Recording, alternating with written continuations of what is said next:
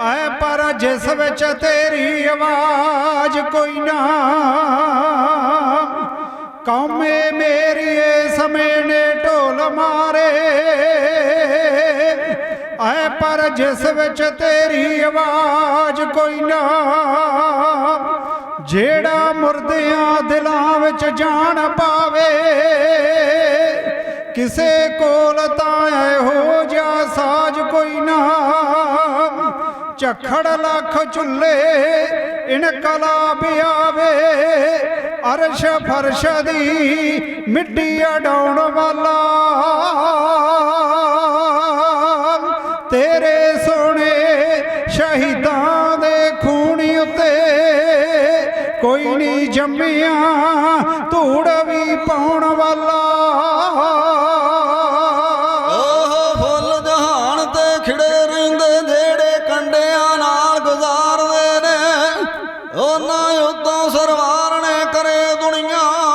जेड़े देश बदले आपा मारदे ने ओ तां घड़ियां दा आसरा टोलदे ना। वेख लैंदे जो कंडे पारदे ने जेड़े कौम नूं जिंदगी देण वाले पहला मौत दी जुल्फ सवारदे ने।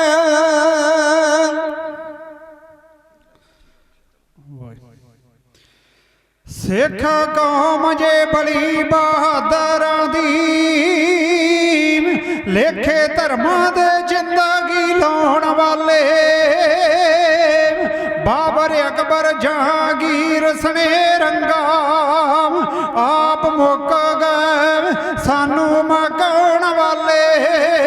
फर्क शीर भी आसां दा रहा वैरी दिल्ली तख्त भरिया बेईमानियां दा।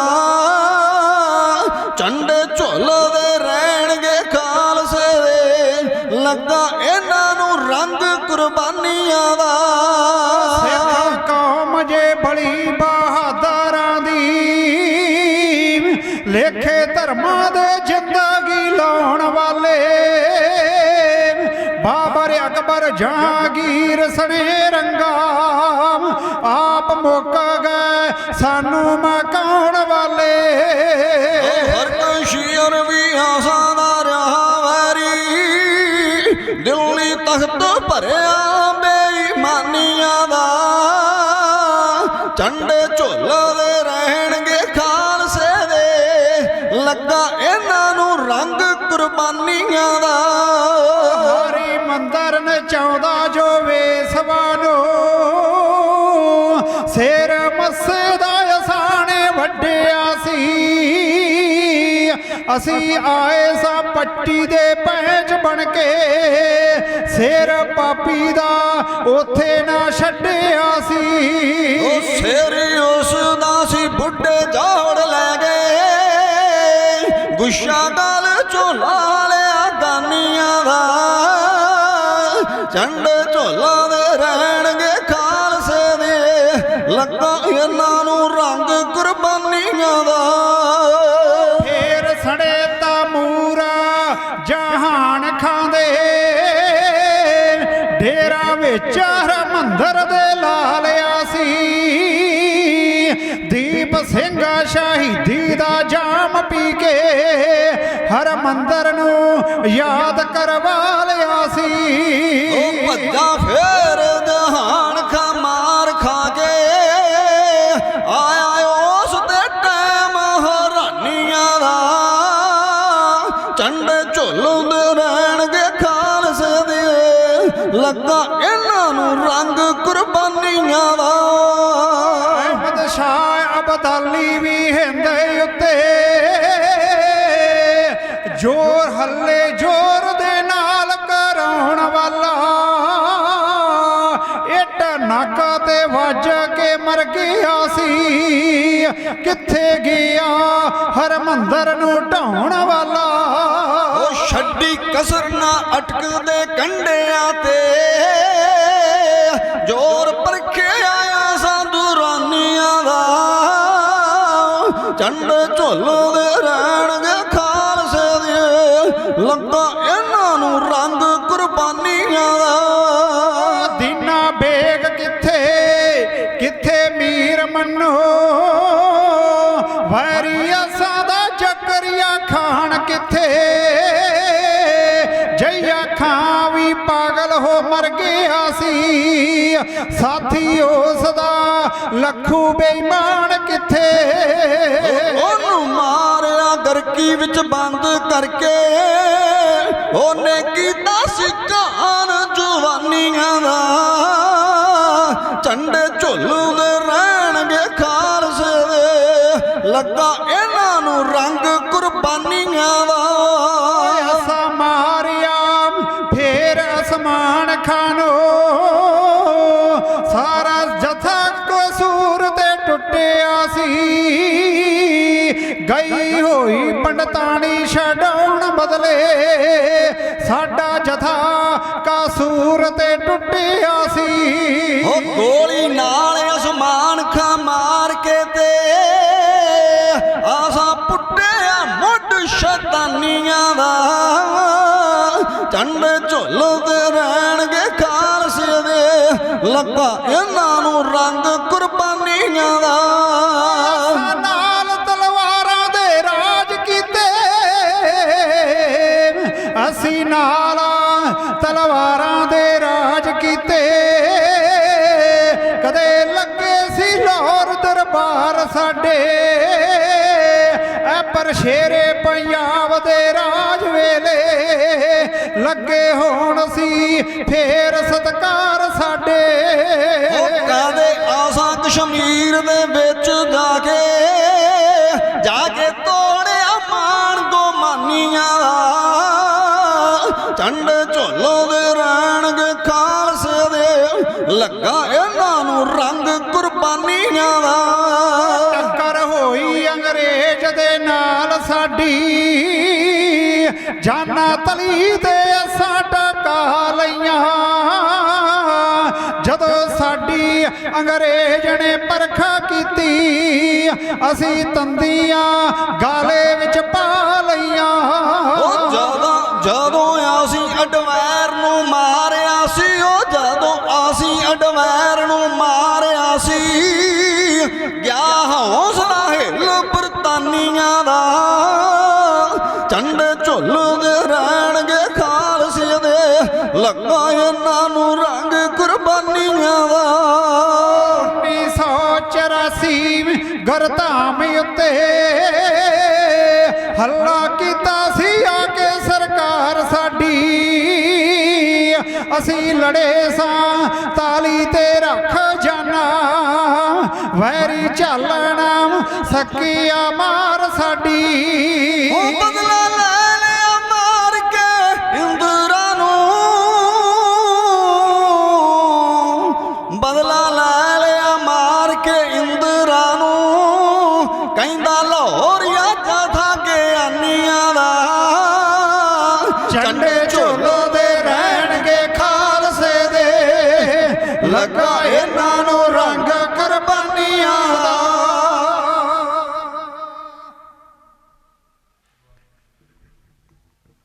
ਮਹਾਂਪੁਰਖ ਬਾਬਾ ਗੁਰਪਾਲ ਸਿੰਘ ਜੀ 18F ਵਾਲੇ ਉਹਨਾਂ ਦੇ ਵੱਲੋਂ ਰੱਖੇ ਗਏ 2 ਦਿਨਾਂ ਦੇ ਗੁਰਮਤਿ ਸਮਾਗਮ ਦੇ ਵਿੱਚ ਦੂਸਰੇ ਦਿਨ ਦੇ ਜੁਗੋ ਜੁਗ ਅਟਲ ਸ੍ਰੀ ਗੁਰੂ ਗ੍ਰੰਥ ਸਾਹਿਬ ਮਹਾਰਾਜ ਜੀ ਦੇ ਪਾਵਨ ਪਵਿੱਤਰ ਗੋਤ ਦਾ ਦੂਸਰੇ ਦਿਨ ਦੇ ਸਮਾਗਮਾਂ ਵਿੱਚ ਹਾਜ਼ਰੀ ਭਰ ਰਹੇ ਗੁਰੂ ਸਵਾਰੇ ਗੁਰੂ ਖਾਲਸਾ ਸਾਹਿਬ ਸੰਗਤ ਜੀ ਆਓ ਸਭ ਤੋਂ ਪਹਿਲਾਂ ਜੋ ਸਿੱਖੀ ਦਾ ਸੱਚਾ ਤੇ ਸੁੱਚਾ ਅਸੂਲ ਹੈ ਉਸ ਅਸੂਲ ਨੂੰ ਅਪਣਾਉਂਦੇ ਉਸ ਮਹਾਨ ਮਰਦ ਅਗੰਬੜੇ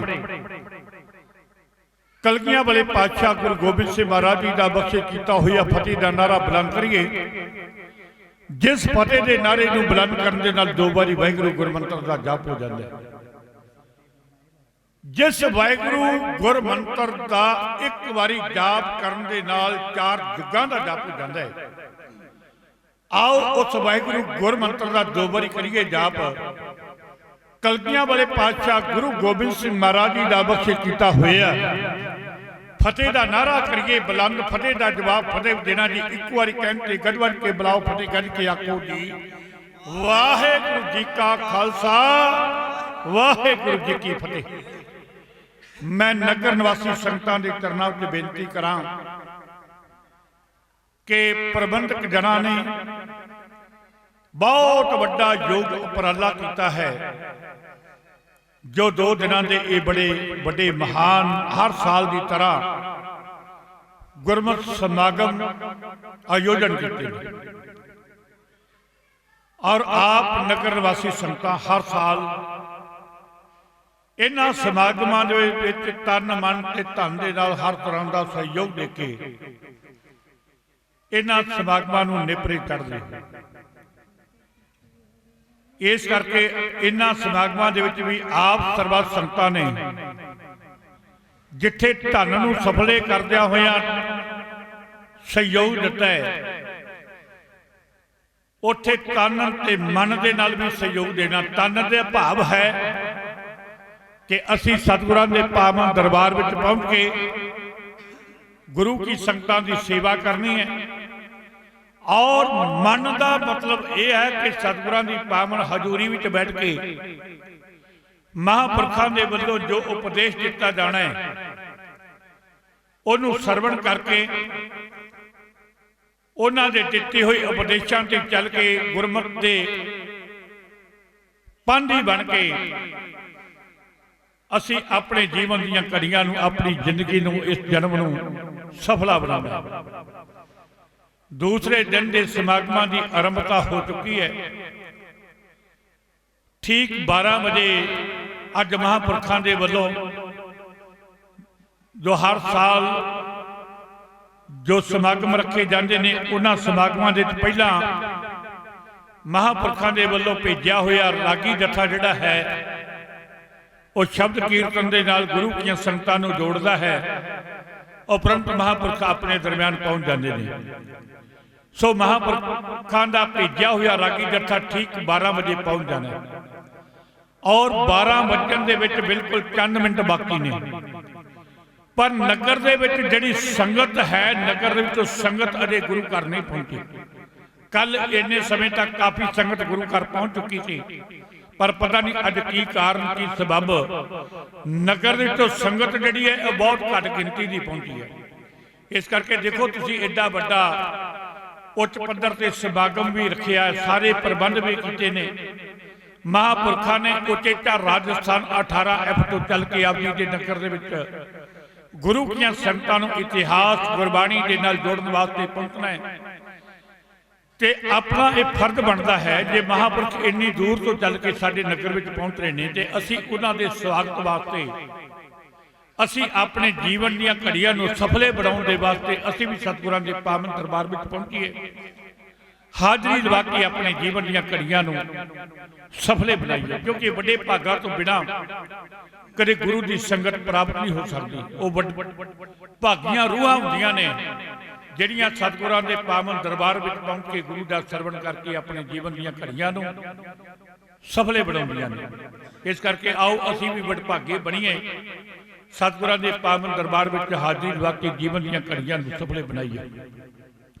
मैं कल दे दीवान दे विच जो आप जी दे नाल इतिहास साझा करिया सी कि जो समुचे खालसे पंथ दे वल्लों इस साल दे विच 2 उच्च पद्धर ते शताब्दियां मनाइयां जा रही, जिन्हां दे विच गुरु तेग बहादुर महाराज जी का 400 साला प्रकाश दिहाड़ा, जिन्हां दे समागमां की आरंभता 16 तो लैके 18 मार्च तक मुख समागम जिहड़े ने वो बाबे बकाले की धरती ते मनाए जा रहे हैं। उत्थों आरंभता करके वख-वख तक साहिबाना ते ये समागम करवाउंदे होए जिहड़ी संपूर्णता है इन्हां समागमां दी, वो 1 मई नूं गुरुद्वारा दीवान हाल मंजी साहिब श्री अमृतसर साहिब की पावन धरती ते कीती जानी है। और दूसरी जो शताब्दी है वो 21 फरवरी नूं उन्हां कौम के महान शहीदां जिन्हां ने ननकाना साहिब के महान पवित्र स्थान आजाद कराउण दे वास्ते अपने खून की आहुति दे के, अपनियां शहादतां दे के ਆਪਣੀਆਂ ਕੁਰਬਾਨੀਆਂ ਦੇ ਕੇ ਨਨਕਾਣਾ ਸਾਹਿਬ ਦੇ ਮਹਾਨ ਪਵਿੱਤਰ ਸਥਾਨ ਨੂੰ ਆਜ਼ਾਦ ਕਰਵਾਇਆ। ਉਸ ਨਨਕਾਣਾ ਸਾਹਿਬ ਦੇ ਸਾਕੇ ਨੂੰ ਪੂਰੇ 100 ਸਾਲ ਜਿਹੜੇ ਨੇ ਉਹ 10 ਫੱਗਣ ਨੂੰ ਹੋ ਚੁੱਕੇ ਨੇ।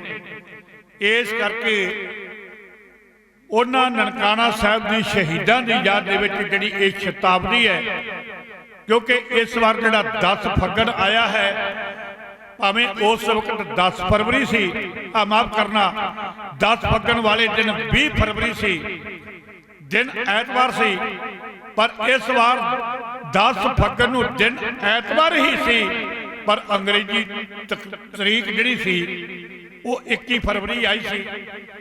21 ਫਰਵਰੀ ਨੂੰ ਸਮੁੱਚੇ ਖਾਲਸੇ ਪੰਥ ਨੇ ਇਹ 100 ਸਾਲਾ ਸ਼ਤਾਬਦੀ ਜਿਹੜੀ ਹੈ ਨਨਕਾਣਾ ਸਾਹਿਬ ਦੇ ਮਹਾਨ ਸ਼ਹੀਦਾਂ ਦੀ ਯਾਦ ਦੇ ਵਿੱਚ ਮਨਾਈ ਹੈ।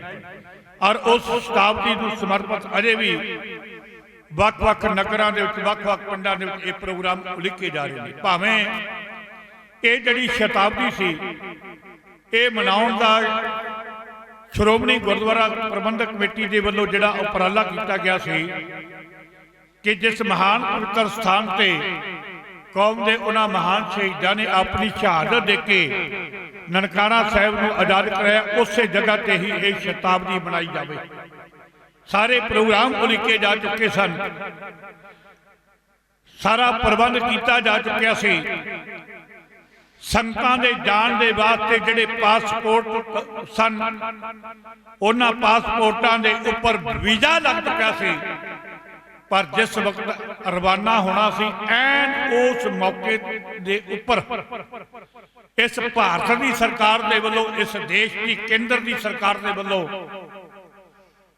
ਸਾਡੇ ਨਾਲ ਇੱਕ ਬਹੁਤ ਵੱਡੀ ਜੋ ਵਧੀਕੀ ਕੀਤੀ ਗਈ, ਸਾਡੇ ਨਾਲ ਧੱਕਾ ਕੀਤਾ ਗਿਆ। ਔਰ ਉਹ ਧੱਕਾ ਕਰਕੇ, ਵਧੀਕੀ ਕਰਕੇ ਜਿਹੜਾ ਜਥਾ ਨਨਕਾਣਾ ਸਾਹਿਬ ਪਾਕਿਸਤਾਨ ਨੂੰ ਜਾਣ ਵਾਸਤੇ ਰਵਾਨਾ ਹੋਣਾ ਸੀ, ਉਹਦੇ ਤੇ ਪਾਬੰਦੀ ਲਾ ਦਿੱਤੀ ਗਈ।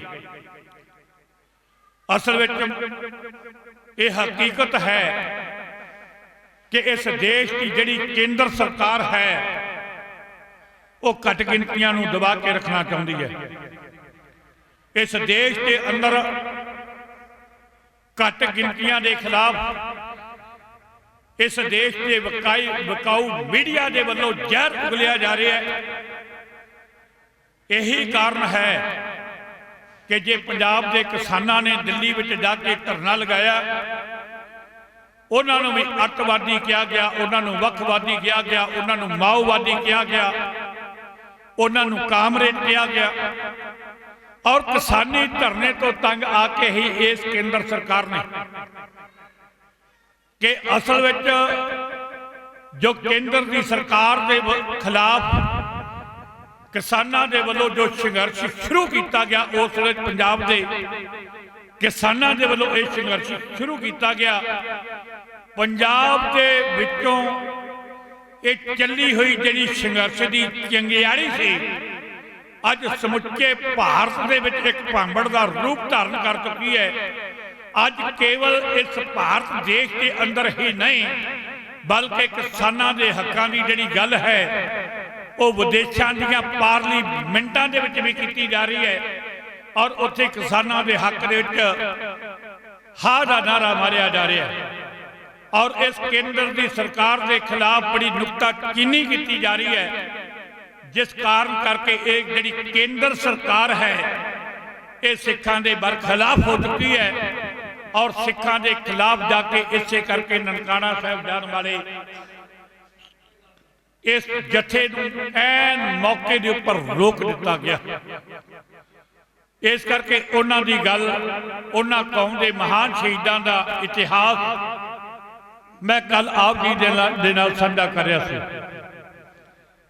ਕਿ ਗੁਰਦੁਆਰਾ ਨਨਕਾਣਾ ਸਾਹਿਬ ਨੂੰ ਆਜ਼ਾਦ ਕਰਾਉਣ ਦੇ ਵਾਸਤੇ ਸਰਦਾਰ ਲਛਮਣ ਸਿੰਘ ਜੀ ਧਾਰੋਵਾਲ ਇਹ ਆਪਣੇ ਧਾਰੋਵਾਲ ਨਗਰ ਤੋਂ ਜਥਾ ਲੈ ਕੇ ਸਤਿਗੁਰਾਂ ਦੇ ਚਰਨਾਂ 'ਚ ਅਰਦਾਸ ਬੇਨਤੀ ਕਰਕੇ ਹੁਕਮਨਾਮਾ ਲੈ ਕੇ ਉੱਥੋਂ ਰਵਾਨਾ ਹੁੰਦੇ ਨੇ। ਔਰ ਇਹਨਾਂ ਦੇ ਨਾਲ ਰਸਤੇ ਦੇ ਵਿੱਚ ਪੈਂਦੇ ਹੋਏ ਜਿਹੜਾ ਪਿੰਡ ਹੈ ਸ਼ੇਪੁਰਾ, ਸ਼ੇਪੁਰ ਦੀ ਸੰਗਤ ਨਾਲ ਰਲਦੀ ਹੈ ਤੇ ਸ਼ੇਪੁਰ ਦੀ ਸੰਗਤ ਵੀ ਇਹ ਗੱਲ ਕਹਿੰਦੀ ਹੈ ਕਿ ਜਥੇਦਾਰ ਸਾਹਿਬ ਜੀ ਆਪਾਂ ਨਨਕਾਣਾ ਸਾਹਿਬ ਨੂੰ ਆਜ਼ਾਦ ਕਰਾਉਣ ਵਾਸਤੇ ਸ਼ਹੀਦੀਆਂ ਦੇਣ ਵਾਸਤੇ ਚੱਲੇ ਆਂ ਤੇ ਸਤਿਗੁਰਾਂ ਦਾ ਓਟ ਆਸਰਾ ਲੈ ਕੇ ਜ਼ਰੂਰ ਗੁਰੂ ਦੇ ਚਰਨਾਂ ਵਿੱਚ ਅਰਦਾਸ ਬੇਨਤੀ ਕਰ ਲੈਣੀ ਚਾਹੀਦੀ ਹੈ। ਕਿਉਂਕਿ ਗੁਰੂ ਕਾ ਸਿੱਖ ਜਦੋਂ ਵੀ ਕਿਸੇ ਵੀ ਕਾਰਜ ਦੀ ਆਰੰਭਤਾ ਕਰਦਾ ਹੈ ਤੇ ਸਭ ਤੋਂ ਪਹਿਲਾਂ ਸਤਿਗੁਰਾਂ ਦਾ ਓਟ ਆਸਰਾ ਲੈਂਦੇ ਹੋਏ ਸਤਿਗੁਰਾਂ ਦੇ ਚਰਨਾਂ ਵਿੱਚ ਅਰਦਾਸ ਬੇਨਤੀ ਕਰਦਾ ਹੈ ਤੇ ਸਤਿਗੁਰਾਂ ਦੇ ਚਰਨਾਂ ਵਿੱਚ ਅਰਦਾਸ ਬੇਨਤੀ ਕਰਕੇ ਕੋਈ ਵੀ ਕਾਰਜ ਆਰੰਭਿਆ ਜਾਵੇ ਸਤਿਗੁਰੂ ਅੰਗ ਸੰਗ ਵਰਤਦੇ ਨੇ ਤੇ ਆਪਣੇ ਸੇਵਕ ਕੀ ਆਪੇ ਰੱਖੇ ਦੇ ਮਹਾਂਵਾਕ ਅਨੁਸਾਰ ਆਪਣੇ ਸੇਵਕਾਂ ਦੀ ਪੈਜ ਰੱਖਦੇ ਨੇ ਔਰ ਅੰਗ ਸੰਗ ਰਹਿ ਕੇ ਉਹ ਸੇਵਕਾਂ ਦੇ ਕਾਰਜ ਜਿਹੜੇ ਨੇ ਸੰਪੂਰਨ ਕਰਦੇ ਨੇ। ਇਸੇ ਕਰਕੇ ਇਸ ਸੰਗਤ ਨੇ ਕਿਹਾ ਵੀ ਸਾਡੀ ਵੀ ਅਰਦਾਸ ਕੀਤੀ ਜਾਵੇ ਤੇ ਦੁਬਾਰਾ ਫਿਰ ਸ਼ੇਪੁਰ ਦੀ ਸੰਗਤ ਨੂੰ ਨਾਲ ਲੈ ਕੇ ਸਤਿਗੁਰਾਂ ਦੇ ਚਰਨਾਂ ਦੇ ਵਿੱਚ ਅਰਦਾਸ ਕੀਤੀ ਗਈ। ਇੱਥੋਂ ਚੱਲ ਕੇ ਇਹ ਜੱਥਾ ਜਿਹੜਾ ਚੰਦਰਕੋਟ ਦੀ ਝਾਲ ਤੇ ਪਹੁੰਚਦਾ ਹੈ। ਇੰਨੀ ਦੇਰ ਦੇ ਵਿੱਚ ਸ਼੍ਰੋਮਣੀ ਅਕਾਲੀ ਦਲ ਤੇ ਸ਼੍ਰੋਮਣੀ ਗੁਰਦੁਆਰਾ ਪ੍ਰਬੰਧਕ ਕਮੇਟੀ ਨੂੰ ਪਤਾ ਲੱਗ ਜਾਂਦਾ ਹੈ ਕਿ ਵੱਖ-ਵੱਖ ਜਗ੍ਹਾ ਤੋਂ ਜਥੇ ਜਿਹੜੇ ਨੇ ਨਨਕਾਣਾ ਸਾਹਿਬ ਨੂੰ ਆਜ਼ਾਦ ਕਰਾਉਣ ਵਾਸਤੇ ਰਵਾਨਾ ਹੋ ਰਹੇ ਨੇ, ਜਿਨ੍ਹਾਂ ਦੇ ਸਰਦਾਰ ਲਛਮਣ ਸਿੰਘ ਜੀ ਧਾਰੋਵਾਲ ਤੋਂ ਚੱਲ ਰਹੇ ਨੇ। ਸਰਦਾਰ ਕਰਤਾਰ ਸਿੰਘ ਝੱਬਰ ਦਾ ਜਥਾ ਜਿਹੜਾ ਹੈ ਉਹ ਚੂੜਕਾਣੇ ਤੋਂ ਚੱਲਣਾ ਤੇ ਤੀਸਰਾ ਜਥਾ ਲੈਲਪੁਰ ਤੋਂ ਚੱਲਣਾ। ਸਰਦਾਰ ਕਰਤਾਰ ਸਿੰਘ ਝੱਬਰ ਤੇ ਲੈਲਪੁਰੇ ਤੋਂ ਚੱਲਣ ਵਾਲੇ ਜਥੇ ਨੂੰ ਰੋਕ ਦਿੱਤਾ ਜਾਂਦਾ ਹੈ। ਲਛਮਣ ਸਿੰਘ ਧਾਰੋਵਾਲ ਤੇ ਕਰਤਾਰ ਸਿੰਘ ਝੱਬਰ ਨੇ ਜਿਹੜਾ ਚੰਦਰਕੋਟ ਦੀ ਝਾਲ ਤੇ ਮਿਲਦਾ ਹੁੰਦਾ ਹੈ, ਪਰ ਕਰਤਾਰ ਸਿੰਘ ਝੱਬਰ ਦਾ ਜਦੋਂ ਜਥਾ ਨਹੀਂ ਮਿਲਦਾ ਇਸ ਜਥੇ ਵਿੱਚ ਕੁਝ ਦੁਬਿਧਾ ਪੈਦਾ ਹੋ ਜਾਂਦੀ ਹੈ। ਪਰ ਜਥੇਦਾਰ ਲਛਮਣ ਸਿੰਘ ਧਾਰੋਵਾਲ ਇੱਕ ਲਕੀਰ ਖਿੱਚ ਕੇ ਕਹਿੰਦੇ ਨੇ ਜਿਨ੍ਹਾਂ ਨੇ ਸ਼ਹੀਦ ਹੋਣਾ ਹੈ ਨਨਕਾਣਾ ਸਾਹਿਬ ਨੂੰ ਆਜ਼ਾਦ ਕਰਾਉਣ ਦੇ ਵਾਸਤੇ ਉਹ ਇੱਕ ਪਾਸੇ ਹੋ ਜਾਵੋ ਤੇ ਜਿਹੜੇ ਅਜੇ ਵੀ ਵਾਪਸ ਘਰਾਂ ਨੂੰ ਜਾਣਾ ਚਾਹੁੰਦੇ ਉਹ ਇੱਕ ਪਾਸੇ ਹੋ ਜਾਵੋ। ਆਖਰ ਸਾਰੇ ਦੇ ਸਾਰੇ ਸਿੰਘ ਲਕੀਰ ਪਾਰ ਕਰਕੇ ਸ਼ਹਾਦਤਾਂ ਦੇਣ ਦੇ ਵਾਸਤੇ ਜਕਾਰੇ ਛੱਡਦੇ ਅੱਗੇ ਨੂੰ ਵਧਦੇ ਨੇ।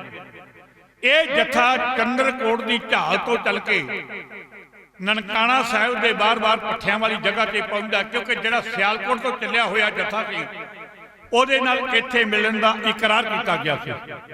ਔਰ ਲਛਮਣ ਸਿੰਘ ਧਾਰੋਵਾਲ ਨੂੰ ਅਜੇ ਤੱਕ ਇਸ ਗੱਲ ਦਾ ਪਤਾ ਨਹੀਂ ਸੀ ਕਿ ਸਿਆਲਕੋਟ ਵਾਲੇ ਜਥੇ ਤੇ ਸਰਦਾਰ ਕਰਤਾਰ ਸਿੰਘ ਦੇ ਝੱਬਰ ਦੇ ਜਥੇ ਨੂੰ ਰੋਕ ਦਿੱਤਾ ਗਿਆ। ਉਧਰ ਸਰਦਾਰ ਉੱਤਮ ਸਿੰਘ ਦੇ ਕਾਰਖਾਨੇ ਦੇ ਵਿੱਚ ਸਰਦਾਰ ਦਲੀਪ ਸਿੰਘ ਜਿਸ ਦੀ ਡਿਊਟੀ ਲਗਾਈ ਗਈ ਸੀ ਕਿ ਤੁਸੀਂ ਲਛਮਣ ਸਿੰਘ ਧਾਰੋਵਾਲ ਦੇ ਜਥੇ ਨੂੰ ਰੋਕਣਾ ਹੈ, ਉਹ ਸਾਰੀ ਰਾਤ ਕਿਉਂਕਿ ਘੋੜੀ ਤੇ ਚੜ ਕੇ ਇਸ ਜਥੇ ਨੂੰ ਲੱਭਦਾ ਰਿਹਾ। ਸਰਦਾਰ ਲਛਮਣ ਸਿੰਘ ਧਾਰੋਵਾਲ ਦਾ ਜਥਾ ਇਸ ਨੂੰ ਨਾ ਮਿਲਿਆ ਔਰ ਅੰਮ੍ਰਿਤ ਵੇਲਾ ਹੋ ਚੁੱਕਾ ਸੀ ਤੇ ਅੰਮ੍ਰਿਤ ਵੇਲੇ ਸਰਦਾਰ ਦਲੀਪ ਸਿੰਘ ਉੱਤਮ ਸਿੰਘ ਦੇ ਕਾਰਖਾਨੇ ਦੇ ਵਿੱਚ ਆਰਾਮ ਕਰਨ ਵਾਸਤੇ ਚਲਾ ਗਿਆ। ਜਿਹੜੀ ਖਾਲਸੇ ਪੰਥ ਦੇ ਵੱਲੋਂ ਚਿੱਠੀ ਦਿੱਤੀ ਗਈ ਸੀ ਸਰਦਾਰ ਦਲੀਪ ਸਿੰਘ ਨੂੰ, ਉਹ ਚਿੱਠੀ ਸਰਦਾਰ ਦਲੀਪ ਸਿੰਘ ਨੇ ਵਰਿਆਮ ਸਿੰਘ ਨੂੰ ਦੇ ਦਿੱਤੀ ਤੇ ਵਰਿਆਮ ਸਿੰਘ ਦੀ ਡਿਊਟੀ ਲਗਾਈ ਗਈ ਕਿ ਤੁਸੀਂ ਸਰਦਾਰ ਲਛਮਣ ਸਿੰਘ ਧਾਰੋਵਾਲ ਨੂੰ ਜਾ ਕੇ ਰੋਕਣਾ ਹੈ। ਔਰ ਵਰਿਆਮ ਸਿੰਘ ਲੱਭਦਾ ਉਨੀ ਦੇਰ ਨੂੰ ਗੁਰਦੁਆਰਾ ਨਨਕਾਣਾ ਸਾਹਿਬ ਦੇ ਬਾਰ-ਬਾਰ ਪੱਠਿਆਂ ਵਾਲੀ ਜਗ੍ਹਾ ਤੇ ਜਿੱਥੇ ਸਰਦਾਰ ਲਛਮਣ ਸਿੰਘ ਧਾਰੋਵਾਲ ਦਾ ਵੀ ਜਥਾ ਪਹੁੰਚ ਚੁੱਕਾ ਸੀ, ਸਰਦਾਰ ਵਰਿਆਮ ਸਿੰਘ ਵੀ ਉੱਥੇ ਪਹੁੰਚ ਜਾਂਦਾ ਹੈ।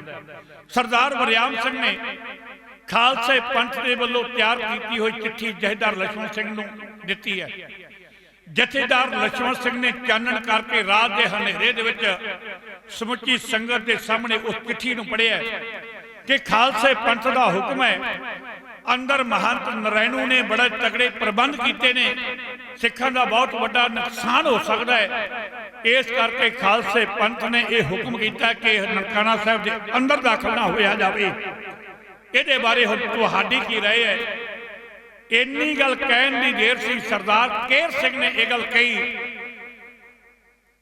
ਕਹਿਣ ਲੱਗਾ ਜਥੇਦਾਰ ਸਾਹਿਬ ਅਸੀਂ 3 ਵਾਰ ਅਰਦਾਸ ਕਰ ਚੁੱਕੇ ਹਾਂ।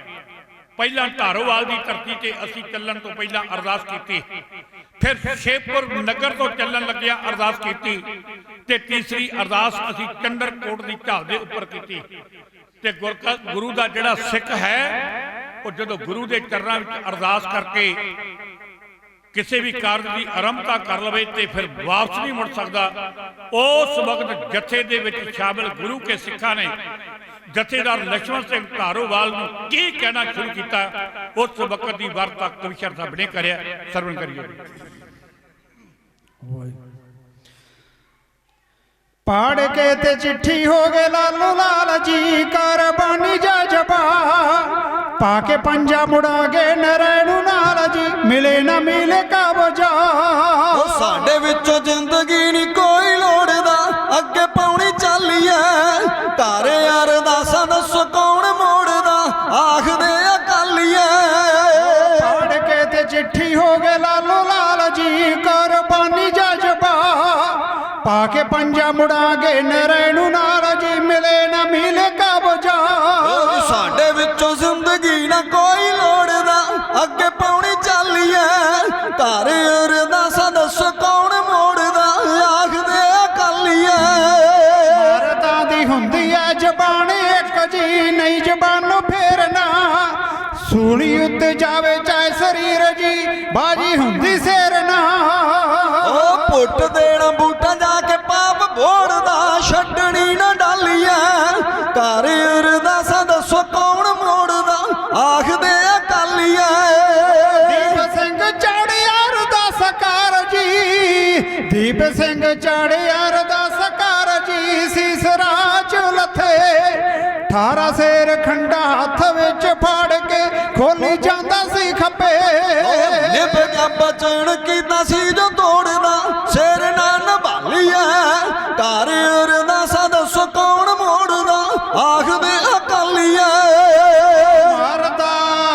ਮਰਦਾ ਨੂੰ ਮੀਣਾ ਹੈ ਮੈਦਾਨ ਛੱਡਣਾ ਮੱਝੀਆਂ ਨੂੰ ਡੁੱਬਣਾ ਸੋਹਣਾ ਪੀਣ ਰਹਿੰਦਾ ਭਜੰਗ ਖਾਡਣਾ ਅਸਾਂ ਤੋੜ ਪੁੱਜਣਾ ਹੋਰ ਸਾਡਾ ਤਾਂ ਟਿਕਟ ਲਿਆ ਹੋਇਆ ਤੋੜਦਾ ਰੁਕਣਾ ਨਾ ਹਾਲੀਏ ਘਰ ਅਰਦਾਸਾਂ ਦੱਸੋ ਕੌਣ ਮੋੜਦਾ ਆਖਦੇ ਅਕਾਲੀਏ ਅਸੀਂ ਤੋਰ ਚੱਲੇ ਹਾਂ ਸ਼ਹੀਦੀ ਪਾਉਣ ਨੂੰ ਨਹੀਂ ਪਛਾਣ ਮੋੜਨਾ ਕਰਦਾ ਹੈ ਚਿੱਤ ਤਲਾ ਚਨਾਉਣ ਨੂੰ ਸਾਡਾ ਇਹੋ ਪੂਰਨਾ ਉਸ ਥਾਂ ਤੇ ਹੋਮ ਦਾ ਇਲਾਜ ਕੋੜਦਾ ਤਾਰ ਦੇ ਸਵਾਲੀਏ ਘਰ ਅਰਦਾਸਾਂ ਦੱਸੋ ਕੌਣ ਮੋੜਦਾ ਆਖਦੇ ਅਕਾਲੀਏ ਮਾਰ ਮਾਰ ਮੰਜ਼ਲਾਂ ਨੂੰ ਗਏ ਥੱਕ ਜੀ ਮਾਰ ਮਾਰ ਮੰਜ਼ਲਾਂ ਨੂੰ ਗਏ ਥੱਕ ਜੀ ਪੁੱਜ ਗਏ ਟਿਕਾਣੇ ਤੇ ਕੀਤਾ ਹੈ ਨਰੈਣ ਨੇ ਅੱਗੇ ਹੀ ਇਕੱਠ ਜੀ ਪਤਾ ਲੱਗਾ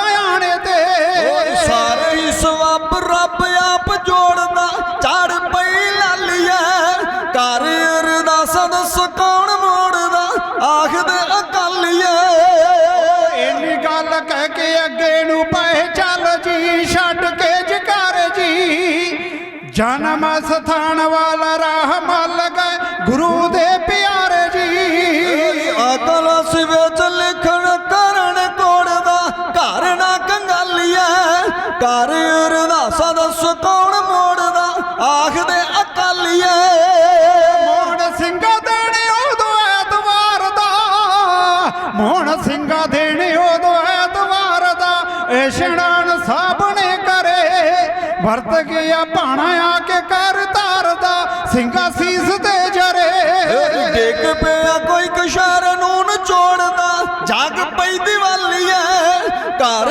ਅਰਦਾਸਾਂ ਦੱਸੋ ਕੌਣ ਮੋੜਦਾ ਆਖਦੇ ਅਕਾਲੀਏ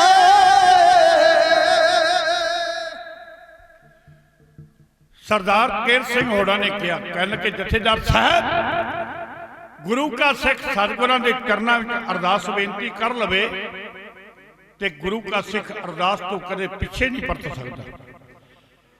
ਅਸੀਂ ਸਤਿਗੁਰਾਂ ਦੇ ਚਰਨਾਂ ਵਿੱਚ ਅਰਦਾਸ ਬੇਨਤੀ ਕਰਕੇ ਚੱਲੇ ਆ ਕਿ ਹੇ ਧੰਨ ਗੁਰੂ ਨਾਨਕ ਦੇਵ ਮਹਾਰਾਜ ਅਸੀਂ ਆਪ ਜੀ ਦੇ ਪਵਿੱਤਰ ਸਥਾਨ ਨੂੰ ਆਜ਼ਾਦ ਕਰਾਉਣ ਦੇ ਵਾਸਤੇ ਆਪਣੇ ਖੂਨ ਦੀ ਆਹੂਤੀ ਦੇਣ ਵਾਸਤੇ ਆਪਣੀਆਂ ਸ਼ਹਾਦਤਾਂ ਦੇਣ ਵਾਸਤੇ ਚਾਲੇ ਪਾਉਣ ਲੱਗੇ ਆ ਤੇ ਕਿਰਪਾ ਕਰਨੀ ਅਸੀਂ ਸ਼ਾਂਤਮਈ ਰਹਿੰਦੇ ਹੋਏ ਤੇਰੇ ਮਹਾਨ ਪਵਿੱਤਰ ਸਥਾਨ ਦੇ ਉੱਪਰ ਆਪਣੇ ਸੀਸ ਭੇਟਾ ਕਰ ਸਕੀਏ ਤੇ ਅਸੀਂ ਤਾਂ ਇਕੱਲੇ ਸ਼ਹੀਦ ਹੋਣ ਵਾਸਤੇ ਹੈ। ਕੀ ਗੱਲ ਕੀ ਫਰਕ ਪੈਂਦਾ ਜੇ ਅੱਗੋਂ ਮਹੰਤ ਨਰੈਣੂ ਨੇ ਤਗੜੇ ਪ੍ਰਬੰਧ ਕੀਤੇ ਨੇ ਤੇ ਜਦੋਂ ਅਸੀਂ ਸ਼ਹੀਦ ਹੀ ਹੋਣਾ ਪ੍ਰਬੰਧ ਤਗੜੇ ਹੋਣ ਚਾਹੇ ਮਾੜੇ ਹੋਣ ਸਾਨੂੰ ਇਹਦੇ ਨਾਲ ਕੋਈ ਮਤਲਬ ਨਹੀਂ। ਅਸੀਂ ਆਪਣੇ ਖੂਨ ਦੀ ਆਹੂਤੀ ਦੇ ਕੇ ਨਨਕਾਣਾ ਸਾਹਿਬ ਨੂੰ ਆਜ਼ਾਦ ਕਰਾਉਣ ਦਾ ਪ੍ਰਣ ਕਰ ਚੁੱਕੇ ਹਾਂ। ਇਸ ਕਰਕੇ ਅਸੀਂ ਵਾਪਸ ਨਹੀਂ ਪਰਤ ਸਕਦੇ ਭਾਵੇਂ ਖਾਲਸੇ ਪੰਥ ਦਾ ਕਿੱਡਾ ਹੀ ਵੱਡੇ ਤੋਂ ਵੱਡਾ ਹੁਕਮ ਕਿਉਂ ਨਾ ਹੋਵੇ। ਕਿੰਨਾ ਹੀ ਚੰਗੇ ਤੋਂ ਚੰਗਾ ਵਧੀਆ ਸੁਝਾਅ ਕਿਉਂ ਨਾ ਹੋਵੇ, ਪਰ ਅਰਦਾਸ ਕਰਕੇ ਸਿੱਖ ਵਾਪਸ ਨਹੀਂ ਮੁੜ ਸਕਦਾ। ਸਿੱਧਕੀ ਸੂਰਮੇ ਦਿਲ ਦਰਿਆ ਹੁੰਦੇ, ਲੱਥੀ ਚੜੀ ਦੀ ਨਾਹੀ ਪਰਵਾਹ ਕਰਦੇ। ਘਰ ਕਾਟ ਨੂੰ ਛੱਡ ਫਕੀਰ ਹੋਣਾ, ਨਹੀਂ ਉਹ ਕਿਸੇ ਦੇ ਨਾਲ ਸਲਾਹ ਕਰਦੇ। ਬਈ ਪਿੱਛੋਂ ਦੇਸ ਸੇਵਾ ਵਿੱਚ ਉਹ ਪੈਰ ਪਾਉਂਦੇ, ਪਹਿਲੋਂ ਆਪਣਾ ਆਪ ਤਬਾਹ ਕਰਦੇ। ਲਾੜੀ ਮੌਤ ਦਾ ਜਿਨ੍ਹਾਂ ਨੂੰ ਇਸ਼ਕ ਲੱਗਾ, ਉਹ ਚੜ੍ਹਦੇ ਸੂਲੀ ਉੱਤੇ ਵਾਹ ਵਾਹ ਕਰਦੇ। ਆਖਰਕਾਰ ਜਕਾਰੇ ਛੱਡਦੇ ਇਹ ਨਨਕਾਣਾ ਸਾਹਿਬ ਨੂੰ ਜਿਸ ਵਕਤ ਰਵਾਨਾ ਹੋਣ ਲੱਗੇ ਨੇ, ਉਸ ਤੋਂ ਪਹਿਲਾਂ ਇੱਕ ਇਹਨਾਂ ਨੇ ਗੁਰਮਤਾ ਹੋਰ ਕੀਤਾ। ਇਹਨਾਂ ਦੇ ਨਾਲ 5-6 ਬੀਬੀਆਂ ਵੀ ਸਨ, ਇਤਿਹਾਸਕਾਰ ਲਿਖਦੇ ਨੇ, ਜਿਨ੍ਹਾਂ ਦੇ ਵਿੱਚ ਸਰਦਾਰ ਲਛਮਣ ਸਿੰਘ ਧਾਰੋਵਾਲ ਦੀ ਧਰਮ ਸਪਤਨੀ ਬੀਬੀ ਇੰਦਰ ਕੌਰ ਵੀ ਮੌਜੂਦ ਸੀ। ਔਰ ਸਰਦਾਰ ਟਹਿਲ ਸਿੰਘ ਨੇ ਆਪਣੀ ਜੇਬ ਦੇ ਵਿੱਚੋਂ 180 ਰੁਪਏ ਕੱਢੇ ਤੇ 180 ਰੁਪਏ ਕੱਢ ਕੇ ਇਸ ਮਾਤਾ ਇੰਦਰ ਕੌਰ ਦੇ ਹੱਥ ਫੜਾਉਂਦਿਆਂ ਇਹ ਗੱਲ ਕਹੀ ਕਿ ਬੀਬੀਓ, ਤੁਸੀਂ ਸਾਡੇ ਨਾਲ ਨਨਕਾਣਾ ਸਾਹਿਬ ਨਹੀਂ ਜਾਣਾ, ਕਿਉਂਕਿ ਜੇ ਤੁਸੀਂ ਸਾਡੇ ਨਾਲ ਨਨਕਾਣਾ ਸਾਹਿਬ ਗਈਆਂ, ਹੋ ਸਕਦਾ ਮਹੰਤ ਦੇ ਗੁੰਡਿਆਂ ਦੇ ਵੱਲੋਂ ਉੱਥੇ ਤੁਹਾਡੀ ਪੱਤ ਲੁੱਟੀ ਜਾਵੇ, ਤੁਹਾਨੂੰ ਉੱਥੇ ਬੇਪਤ ਕੀਤਾ ਜਾਵੇ। ਕਿਉਂਕਿ ਮਹੰਤ ਦੇ ਗੁੰਡੇ, ਮੈਂ ਕੱਲ ਆਪ ਜੀ ਦੇ ਨਾਲ ਇਹ ਇਤਿਹਾਸ ਸਾਂਝਾ ਕਰ ਚੁੱਕਿਆ ਕਿ ਇਸ ਤੋਂ ਪਹਿਲਾਂ ਅਜਿਹੇ ਕਾਲੇ ਕਾਰਨਾਮੇ ਕਈ ਵਾਰ ਕਰ ਚੁੱਕੇ ਸਨ। ਤੇ ਟਹਿਲ ਸਿੰਘ ਨੇ ਕਿਹਾ ਕਿ ਅਸੀਂ ਵੀ ਚਾਹੁੰਦੇ ਕਿ ਮਹੰਤ ਦੇ ਗੁੰਡੇ ਸਾਡੀਆਂ ਅੱਖਾਂ ਦੇ ਸਾਹਮਣੇ ਤੁਹਾਡੀ ਪੱਤ ਲੁੱਟਣ, ਇਸ ਕਰਕੇ ਤੁਸੀਂ ਇੱਥੋਂ ਜਿਹੜੇ ਗੁਰਦੁਆਰਾ ਗੁਰੂ ਕੇ ਮਹਿਲ ਹੈ, ਤੁਸੀਂ ਉਸ ਜਗ੍ਹਾ ਜਾ ਕੇ ਵਿਸ਼ਰਾਮ ਕਰਨਾ ਹੈ ਤੇ ਅਸੀਂ ਨਨਕਾਣਾ ਸਾਹਿਬ ਦੀ ਹਦੂਦ ਦੇ ਅੰਦਰ ਦਾਖਲ ਹੋਵਾਂਗੇ। ਬੀਬੀਆਂ ਨੂੰ ਇੱਥੋਂ ਗੁਰਦੁਆਰਾ ਗੁਰੂ ਕੇ ਮਹਿਲ ਵੱਲ ਤੋਰ ਦਿੱਤਾ ਤੇ 180 ਰੁਪਏ ਸਰਦਾਰ ਟਹਿਲ ਸਿੰਘ ਨੇ ਆਪਣੀ ਜੇਬ ਦੇ ਵਿੱਚੋਂ ਕੱਢ ਕੇ ਮਾਤਾ ਇੰਦਰ ਕੌਰ ਨੂੰ ਫੜਾਉਂਦਿਆਂ, ਸਰਦਾਰ ਲਛਮਣ ਸਿੰਘ ਧਾਰੋਵਾਲ ਦੀ ਧਰਮ ਸਪਤਨੀ ਨੂੰ ਫੜਾਉਂਦਿਆਂ ਇਹ ਗੱਲ ਕਹੀ ਸੀ ਕਿ ਬੀਬੀ ਜੀ, ਅਸੀਂ ਤਾਂ ਹੁਣ ਨਨਕਾਣਾ ਸਾਹਿਬ ਅੰਦਰ ਸ਼ਹਾਦਤ ਦਾ ਜੰਮ ਪੀ ਜਾਣਾ ਹੈ ਤੇ ਤੁਹਾਡੇ ਵਰਗੀਆਂ ਬੀਬੀਆਂ ਸਾਡੀ ਸ਼ਹਾਦਤ ਤੋਂ ਬਾਅਦ ਇਹਨਾਂ ਰੁਪਈਆਂ ਦੇ ਨਾਲ ਅਖੰਡ ਪਾਠ ਕਰਵਾ ਦੇਣਗੀਆਂ ਸਾਡੀ ਆਤਮਾ ਦੀ ਸ਼ਾਂਤੀ ਦੇ ਵਾਸਤੇ। ਔਰ ਦੂਸਰੇ ਵੀ ਜਿਹੜੇ ਸਿੱਖਾਂ ਦੇ ਕੋਲ ਫਿਰ ਜਿਤਨੀ ਕਮਾਇਆ ਸੀ ਉਹ ਬੀਬੀ ਇੰਦਰ ਕੌਰ ਨੂੰ ਫੜਾ ਦਿੱਤੀ ਗਈ। ਇਹ 5-6 ਬੀਬੀਆਂ ਜਿਹੜੀਆਂ ਸਨ ਇੱਥੋਂ ਗੁਰੂ ਕੇ ਮਹਿਲ ਵੱਲ ਨੂੰ ਚਲੀਆਂ ਜਾਂਦੀਆਂ ਨੇ। ਉਧਰ ਸਾਰੇ ਸਿੱਖ ਜਕਾਰੇ ਛੱਡਦੇ ਹੋਏ ਦਰਸ਼ਨੀ ਦਿਉੜੀ ਤੇ ਪਹੁੰਚਦੇ ਨੇ, ਉੱਥੇ ਨਮਸਕਾਰ ਕਰਦੇ ਨੇ ਔਰ ਨਨਕਾਣਾ ਸਾਹਿਬ ਦੀ ਹਦੂਦ ਦੇ ਅੰਦਰ ਦਾਖਲ ਹੋ ਕੇ ਕੁਝ ਸਿੰਘ ਇਸ਼ਨਾਨ ਕਰਨ ਲੱਗ ਪੈਂਦੇ ਨੇ, ਕੁਝ ਸਿੰਘ ਪਰਿਕਰਮਾ ਵਿੱਚ ਬੈਠ ਜਾਂਦੇ ਨੇ। ਇਸ਼ਨਾਨ ਕਰਨ ਤੋਂ ਉਪਰੰਤ ਕੁਝ ਸਿੰਘ ਦਰਬਾਰ ਸਾਹਿਬ ਦੇ ਅੰਦਰ ਜਾ ਕੇ ਸਤਿਗੁਰਾਂ ਦੀ ਪਾਵਨ ਹਜ਼ੂਰੀ ਦੇ ਵਿੱਚ ਬੈਠ ਜਾਂਦੇ ਨੇ। ਆਸਾ ਦੀ ਵਾਰ ਦਾ ਕੀਰਤਨ ਸ਼ੁਰੂ ਹੋ ਜਾਂਦਾ। ਇੰਨੇ ਸਮੇਂ ਤੱਕ ਮਹੰਤ ਦੇ ਗੁੰਡਿਆਂ ਨੇ ਸਿੱਖਾਂ ਨੂੰ ਕੁਝ ਨਹੀਂ ਕਿਹਾ, ਕਿਉਂਕਿ ਵਿਉਂਤਬੰਦੀ ਬਣਾਈ ਗਈ ਸੀ ਕਿ ਜਦੋਂ ਸਿੱਖ ਨਨਕਾਣਾ ਸਾਹਿਬ ਦੀ ਹਦੂਦ ਦੇ ਅੰਦਰ ਦਾਖਲ ਹੋਣ ਉਹਨਾਂ ਨੂੰ ਕੁਝ ਨਾ ਕਿਹਾ ਜਾਵੇ, ਬਿਲਕੁਲ ਉਹ ਸ਼ਾਂਤੀ ਦੇ ਨਾਲ ਆਉਣ। ਜਦੋਂ ਬਿਲਕੁਲ ਚੁੱਪਚਾਪ ਹੋ ਕੇ ਉਹ ਬੈਠ ਜਾਣਗੇ, ਉਹ ਗੁਰਬਾਣੀ ਸਰਵਣ ਕਰ ਲੈਣਗੇ, ਜਦੋਂ ਸਮਾਧੀ ਲਗਾ ਲੈਣਗੇ ਉਸ ਵਕਤ ਇੱਕੋ ਦਮ ਅਦਾ ਧੁਨ ਉਹਨਾਂ ਦੇ ਉੱਪਰ ਫਾਇਰਿੰਗ ਕਰ ਦਿੱਤੀ ਜਾਵੇਗੀ। ਤੇ ਜਿਸ ਵਕਤ ਆਸਾ ਦੀ ਵਾਰ ਦਾ ਕੀਰਤਨ ਸ਼ੁਰੂ ਹੋ ਗਿਆ, ਸਾਰੇ ਸਿੱਖ ਦੇਵਤਿਆਂ ਦੀ ਤਰ੍ਹਾਂ ਸਮਾਧੀ ਲਗਾ ਕੇ ਆਸਾ ਦੀ ਵਾਰ ਦਾ ਕੀਰਤਨ ਸਰਵਣ ਕਰਨ ਲੱਗੇ। ਸਰਦਾਰ ਲਛਮਣ ਸਿੰਘ ਧਾਰੋਵਾਲ ਇਹ ਗੁਰੂ ਗ੍ਰੰਥ ਸਾਹਿਬ ਮਹਾਰਾਜ ਜੀ ਦੀ ਹਜ਼ੂਰੀ ਦੇ ਵਿੱਚ ਬੈਠਾ ਹੈ। ਉੱਧਰ ਇੱਕੋ ਵਾਰ ਮਹੰਤ ਨਰੈਣੂ ਨੇ ਉੱਚੀ ਆਵਾਜ਼ ਵਿੱਚ ਲਲਕਾਰ ਕੇ ਆਪਣੇ ਗੁੰਡਿਆਂ ਨੂੰ ਕਿਹਾ, ਕਹਿਣ ਲੱਗਾ ਹੁਣ ਸੋਚਦੇ ਕੀ ਹੋ, ਇੱਕ ਵੀ ਸਿੱਖ ਬਚ ਕੇ ਜਾਣਾ ਨਹੀਂ ਚਾਹੀਦਾ। ਉਸ ਵਕਤ ਸਿੱਖਾਂ ਦੇ ਉੱਪਰ ਜਿਵੇਂ ਇਹਦੇ ਦਰਿੰਦਿਆਂ ਨੇ ਅਤਿਆਚਾਰ ਕੀਤਾ, ਜਿਵੇਂ ਇਹਦੇ ਗੁੰਡਿਆਂ ਨੇ ਵਾਰ ਕੀਤਾ ਔਰ ਮਹੰਤ ਨਰੈਣੂ ਜਿਹੜਾ ਘੋੜੀ ਤੇ ਚੜਿਆ ਸਿਰ ਤੇ ਮੜਾਸਾ ਮਾਰ ਕੇ ਆਪਣੇ ਗੁੰਡਿਆਂ ਨੂੰ ਜਿਵੇਂ ਲਲਕਾਰ ਕੇ ਕਹਿ ਰਿਹਾ ਸੀ ਕਿ ਕੋਈ ਵੀ ਜਿਉਂਦਾ ਸਿੱਖ ਬਚ ਕੇ ਨਹੀਂ ਜਾਣਾ ਚਾਹੀਦਾ। ਉਸ ਵਕਤ ਦੇ ਦਰਦਨਾਕ ਸਾਕੇ ਨੂੰ ਕਵੀ ਸ਼ਰ ਸਾਹਿਬ ਨੇ ਕਰਿਆ, ਸਰਵਣ ਕਰੀਏ ਜੀ। ਮਹੰਤ ਨਰੈਣੂ ਕਹਿੰਦਾ ਹੈ ਹੁਣ ਘੇਰਾ ਜਾਂਦਾ ਪੈਂਦਾ ਹੈ, ਇਹ ਪੰਥ ਮੇਰੇ ਨਾਲ ਖੈਂਦਾ ਹੈ, ਤੁਸੀਂ ਦਿਲ ਵਿੱਚ ਸੋਚ ਵਿਚਾਰ ਦਿਓ। ਜੋ ਚੜ ਕੇ ਇੱਥੇ ਆਏ ਨੇ ਫੜ ਕੇ ਜਾਨੋ, ਫੜ ਕੇ ਜਾਨੋ ਮਾਰ ਦਿਓ। ਉਹ ਭਰੇ ਅੰਦਰ ਪਏ ਸ਼ਰਾਬਾਂ ਦੇ, ਪੈ ਤੜਕੇ ਲੱਗਣ ਕਵਾਬਾਂ ਦੇ, ਨਾਲ ਇੰਤਜ਼ਾਮ ਤੇਜ਼ਾਬਾਂ ਦੇ, ਹੁਣ ਫਿਰਦੀ ਫੜ ਕੇ ਕਾਸਾ ਏ। ਸਿੱਖ ਜਿੰਦਾ ਇੱਕ ਨਾ ਜਾਣਦੇ ਓਏ ਕਹਿੰਦੇ ਮੌਤ, ਇਹ ਕਹਿੰਦੇ ਮੌਤ ਤਮਾਸ਼ਾ ਏ। ਮਹੰਤ ਨਰੈਣੂ ਕਹਿੰਦਾ ਹੈ ਹੁਣ ਘੇਰਾ ਜਾਂਦਾ ਪੈਂਦਾ ਹੈ, ਇਹ ਪੰਥ ਮੇਰੇ ਨਾਲ ਖੈਂਦਾ ਹੈ, ਤੁਸੀਂ ਦਿਲ ਵਿੱਚ ਸੋਚ ਵਿਚਾਰ ਦਿਓ। ਜੋ ਚੜ ਕੇ ਇੱਥੇ ਆਏ ਨੇ ਫੜ ਕੇ ਜਾਨੋ, ਫੜ ਕੇ ਜਾਨੋ ਮਾਰ ਦਿਓ।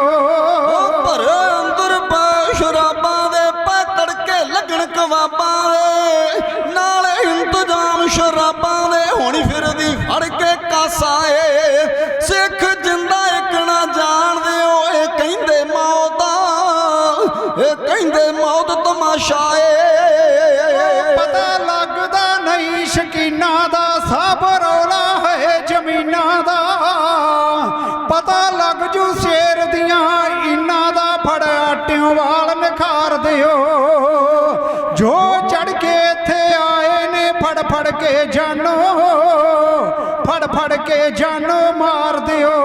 ਓ ਮੇਰੇ ਕੋਲ ਬਥੇਰਾ ਖਰਚਾ ਜੀ, ਨਹੀਂ ਲੈਣਾ ਕਿਸੇ ਨੇ ਪਰਚਾ ਜੀ, ਤੁਰ ਜਾਣੀ ਸਾਰੇ ਚਰਚਾ ਜੀ, ਸਿੰਘ ਕਰਕੇ ਚੜੇ ਅਰਦਾਸਾਂ ਏ। ਸਿੰਘ ਜਿੰਦਾ ਇੱਕ ਨਾ ਜਾਣਦੇ ਓਏ ਕਹਿੰਦੇ ਮੌਤ, ਇਹ ਕਹਿੰਦੇ ਮੌਤ ਤਮਾਸ਼ਾ ਏ।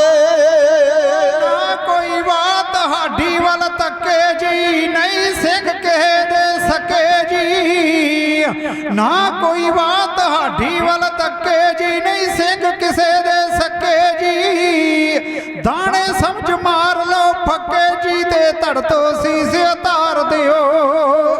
ਜੋ ਚੜ ਕੇ ਇੱਥੇ ਆਏ ਨੇ ਫੜ ਕੇ ਜਾਨੋ, ਫੜ ਕੇ ਜਾਨੋ ਮਾਰ ਦਿਓ। ਉਹ ਤੁਸੀਂ ਕਰਕੇ ਪਵੋ ਦਲੇਰੀ ਨੂੰ, ਰਲ ਰੋਕੋ ਜ਼ੁਲਮ ਹਨੇਰੀ ਨੂੰ, ਹੱਲ ਕਰ ਦਿਓ ਮੁਸ਼ਕਿਲ ਮੇਰੀ ਨੂੰ, ਇਸ ਗੱਲ ਵਿੱਚ ਕੋਈ ਨਾ ਹਾਸਾ ਏ। ਸਿੱਖ ਜਿੰਦਾ ਇੱਕ ਨਾ ਜਾਣਦੇ ਓਏ ਕਹਿੰਦੇ ਮੌਤ, ਇਹ ਕਹਿੰਦੇ ਮੌਤ ਤਮਾਸ਼ਾ ਏ। ਪਰਖ ਲਵਾਂਗੇ ਯਾਰਾਂ ਨੂੰ ਤੇ ਸਜਣਾ ਦਿਆਂ ਪਿਆਰਾਂ ਨੂੰ, ਪਰਖ ਲਵਾਂਗੇ ਯਾਰਾਂ ਨੂੰ ਤੇ ਸਜਣਾ ਦਿਆਂ ਪਿਆਰਾਂ ਨੂੰ, ਅਤੇ ਮਾਰ ਦਿਓ ਸਭ ਨਾਰਾਂ ਨੂੰ, ਜਿੰਦਾ ਇੱਕ ਨਾ ਜਾਣ ਸਰਦਾਰ ਦਿਓ। ਜੋ ਚੜ ਕੇ ਇੱਥੇ ਆਏ ਨੇ ਫੜ ਕੇ ਜਾਨੋ, ਫੜ ਕੇ ਜਾਨੋ ਮਾਰ ਦਿਓ। ਓ ਮੋਣ ਸੇ ਆਡਰ ਬਹਿ ਕੇ ਕਰਕੇ ਜੀ, ਬੈਠੇ ਅੱਗੇ ਗੋਲੀਆਂ ਭਰ ਕੇ ਜੀ, ਕੋਈ ਵਿਰਲਾ ਖਾਂਦਾ ਜਰ ਕੇ ਜੀ, ਇਹ ਮੰਤ ਤਾਂ ਬੇਕ ਆਸਾ ਏ। ਸਿੰਘ ਜਿੰਦਾ ਇੱਕ ਨਾ ਜਾਣਦੇ ਓਏ ਕਹਿੰਦੇ ਮੌਤ, ਇਹ ਕਹਿੰਦੇ ਮੌਤ ਤਮਾਸ਼ਾ ਏ। ਮਹੰਤ ਨਰੈਣੂ ਜਿਹਨੇ ਆਪਣੇ ਡੇਰੇ ਦੇ ਅੰਦਰ ਸਾਰਾ ਪ੍ਰਬੰਧ ਕੀਤਾ ਹੋਇਆ ਸੀ, ਟਕੂਏ, ਛਬੀਆਂ, ਗੰਡਾਸੇ, ਕਿਰਪਾਨਾਂ, ਬਰਛੇ, ਦਾਤਰ, ਹਰ ਤਰ੍ਹਾਂ ਦੇ ਜਿੱਥੇ ਦੂਸਰੇ ਸ਼ਸਤਰ ਅੰਦਰ ਮੌਜੂਦ ਸਨ, ਕਿਉਂਕਿ ਮਹੰਤਾਂ ਦੀ ਪਿੱਠ ਤੇ ਖੜੀ ਸੀ ਅੰਗਰੇਜ਼ ਸਰਕਾਰ, ਤੇ ਅੰਗਰੇਜ਼ ਸਰਕਾਰ ਦੇ ਵੱਲੋਂ ਜਿੱਥੇ ਗੋਲੀ ਸਿੱਕਾ ਮੁਹੱਈਆ ਕਰਾਇਆ ਗਿਆ, ਉੱਥੇ ਬਹੁਤ ਸਾਰੇ ਪਿਸਤੌਲ ਤੇ ਬੰਦੂਕਾਂ ਵੀ ਮਹੰਤ ਦੇ ਡੇਰੇ ਦੇ ਅੰਦਰ ਅੰਗਰੇਜ਼ ਸਰਕਾਰ ਦੇ ਵੱਲੋਂ ਭੇਜੀਆਂ ਗਈਆਂ। ਮਹੰਤ ਦੇ ਕਹਿਣ ਦੀ ਢੇਰੀ ਸੀ, ਗੋਲੀਆਂ ਦੇ ਤਾੜ ਚੱਲਣ ਦੀ ਆਵਾਜ਼ ਆਉਣ ਲੱਗੀ। ਸਿੱਖਾਂ ਦੀ ਛਾਤੀ ਦੇ ਵਿੱਚ ਗੋਲੀ ਵੱਜਦੀ ਹੈ, ਸਿੱਖ ਦੀ ਛਾਤੀ ਵਿੱਚ ਗੋਲੀ ਵੱਜਦੀ ਹੈ, ਤੇ ਉਹ ਧਰਤੀ ਤੇ ਲੇਟ ਜਾਂਦੇ ਆ। ਸਰਦਾਰ ਲక్ష్మణ ਸਿੰਘ ਧਾਰੋਵਾਲ ਜਿਹੜੇ ਗੁਰੂ ਗ੍ਰੰਥ ਸਾਹਿਬ ਮਹਾਰਾਜ ਜੀ ਦੀ ਹਜ਼ੂਰੀ ਦੇ ਵਿੱਚ ਬੈਠੇ ਨੇ ਤੇ ਮਹੰਤ ਨਰੈਣੂ ਉੱਚੀ ਆਵਾਜ਼ ਨਾਲ ਲਲਕਾਰ ਕੇ ਆਪਣੇ ਗੁੰਡਿਆਂ ਨੂੰ ਕਹਿੰਦਾ ਹੈ, ਆ ਜਿਹੜਾ ਹਜ਼ੂਰੀ ਵਿੱਚ ਬੈਠਾ ਹੈ ਨਾ ਲక్ష్మణ ਸਿੰਘ, ਇਹਨੂੰ ਵੱਧ ਤੋਂ ਵੱਧ ਤਸੀਹੇ ਦੇ ਕੇ ਖਤਮ ਕਰਨਾ ਹੈ। ਇਹ ਸਾਰਿਆਂ ਦਾ ਵੱਡਾ ਜਥੇਦਾਰ ਬਣਿਆ ਫਿਰਦਾ ਸੀ, ਇਹਦੀ ਜਥੇਦਾਰੀ ਅੱਜ ਖਤਮ ਕਰ ਦੇਣੀ ਹੈ। ਇਹਨੂੰ ਪਤਾ ਲੱਗੇਗਾ ਕਿ ਜਥੇਦਾਰ ਕਿਵੇਂ ਬਣੀਦਾ। ਇਹਦੇ ਤੋਂ ਬਾਅਦ ਕੋਈ ਜਥੇਦਾਰ ਬਣਨ ਵਾਸਤੇ ਤਿਆਰ ਨਾ ਹੋ, ਐਸੇ ਤਸੀਹੇ ਦੇਣੇ। ਸਰਦਾਰ ਲక్ష్మణ ਸਿੰਘ ਧਾਰੋਵਾਲ ਨੂੰ ਸਿੱਧੀਆਂ ਕਰਕੇ ਗੋਲੀਆਂ ਚਲਾਈਆਂ ਜਾ ਰਹੀਆਂ ਸਨ ਤੇ ਉਹ ਗੋਲੀਆਂ ਗੁਰੂ ਗ੍ਰੰਥ ਸਾਹਿਬ ਮਹਾਰਾਜ ਜੀ ਦੇ ਵੱਜ ਰਹੀਆਂ ਸਨ ਤੇ ਸਰਦਾਰ ਲక్ష్మణ ਸਿੰਘ ਧਾਰੋਵਾਲ ਗੁਰੂ ਗ੍ਰੰਥ ਸਾਹਿਬ ਮਹਾਰਾਜ ਜੀ ਨੂੰ ਗੋਲੀਆਂ ਤੋਂ ਬਚਾਉਣ ਦੇ ਵਾਸਤੇ ਜਦੋਂ ਗੋਲੀ ਚੱਲਦੀ ਹੈ ਗੁਰੂ ਗ੍ਰੰਥ ਸਾਹਿਬ ਮਹਾਰਾਜ ਦੇ ਵੱਲ ਆਉਂਦੀ ਹੈ ਤੇ ਆਪਣੀਆਂ ਬਾਹਾਂ ਅੱਗੇ ਕਰ ਦਿੰਦੇ ਨੇ। ਲక్ష్మణ ਸਿੰਘ ਧਾਰੋਵਾਲ ਦੀਆਂ ਬਾਹਾਂ ਵਿੱਚ ਗੋਲੀਆਂ ਵੱਜੀਆਂ। ਲక్ష్మణ ਸਿੰਘ ਧਾਰੋਵਾਲ ਦੇ ਆਖਰ ਛਾਤੀ ਦੇ ਵਿੱਚ ਗੋਲੀ ਵੱਜੀ, ਇਹ ਜ਼ਮੀਨ ਤੇ ਲੇਟ ਗਿਆ। ਹਜ਼ੂਰੀ ਦੇ ਵਿੱਚੋਂ ਬਾਹਾਂ ਤੋਂ ਫੜ ਕੇ ਢੂ ਕੇ ਇਹਨੂੰ ਬਾਹਰ ਲਿਜਾਇਆ ਗਿਆ। ਲక్ష్మణ ਸਿੰਘ ਧਾਰੋਵਾਲ ਨੂੰ ਬਾਹਰ ਲਿਜਾ ਕੇ ਉਲਟਾ ਕਰਕੇ ਪੈਰਾਂ ਵਾਲੇ ਪਾਸੋਂ ਇੱਕ ਜੰਡ ਦੇ ਨਾਲ ਬੰਨ੍ਹ ਦਿੱਤਾ ਗਿਆ। ਲక్ష్మణ ਸਿੰਘ ਧਾਰੋਵਾਲ ਦੇ ਪੈਰਾਂ ਦੇ ਵਿੱਚੋਂ ਨਿਕਲਦਾ ਹੋਇਆ ਖੂਨ ਚਿੱਟੇ ਦਾੜੇ ਨੂੰ ਖੂਨ ਦੇ ਨਾਲ ਲਾਲ ਰਤਾ ਰੰਗਦਾ ਹੋਇਆ, ਇਹ ਖੂਨ ਕੇਸਾਂ ਨੂੰ ਰੰਗਣ ਤੋਂ ਬਾਅਦ ਧਰਤੀ ਤੇ ਟਪਕ ਰਿਹਾ ਤੇ ਧਰਤੀ ਲਾਲੋ ਲਾਲ ਕਰ ਦਿੱਤੀ ਹੈ। ਮਹੰਤ ਦੇ ਦਰਿੰਦਿਆਂ ਨੇ ਇੱਥੇ ਹੀ ਬਸ ਕੀਤੀ। ਬੇਸ਼ੱਕ ਉਸ ਵਕਤ ਸਰਦਾਰ ਲక్ష్మణ ਸਿੰਘ ਧਾਰੋਵਾਲ ਇੰਨੀ ਬੁਰੀ ਤਰ੍ਹਾਂ ਜ਼ਖਮੀ ਸੀ, ਉਹਨੂੰ ਉਲਟਾ ਬੰਨਿਆ ਸੀ, ਪਰ ਉਸ ਵਕਤ ਵੀ ਸਰਦਾਰ ਲక్ష్మణ ਸਿੰਘ ਧਾਰੋਵਾਲ ਜਿਹੜੇ ਸਨ ਸਤਨਾਮ ਵਾਹਿਗੁਰੂ ਦਾ ਜਾਪ ਕਰ ਰਹੇ ਸਨ। ਮਹੰਤ ਨਰੈਣੂ ਦੇ ਵੱਲੋਂ ਕਿਹਾ ਗਿਆ, ਕਹਿਣ ਲੱਗੇ ਹੁਣ ਇੱਕ ਤੇਲ ਦਾ ਪੀਪਾ ਲਿਆਂਦਾ ਜਾਵੇ। ਤੇਲ ਦਾ ਪੀਪਾ ਲਿਆਣ ਕੇ ਮਹੰਤ ਨਰੈਣੂ ਨੇ ਕਿਹਾ ਹੁਣ ਤੇਲ ਦਾ ਸਾਰਾ ਪੀਪਾ ਇਸ ਲక్ష్మణ ਸਿੰਘ ਧਾਰੋਵਾਲ ਦੇ ਉੱਪਰ ਪਲਟਾ ਦਿੱਤਾ ਜਾਵੇ।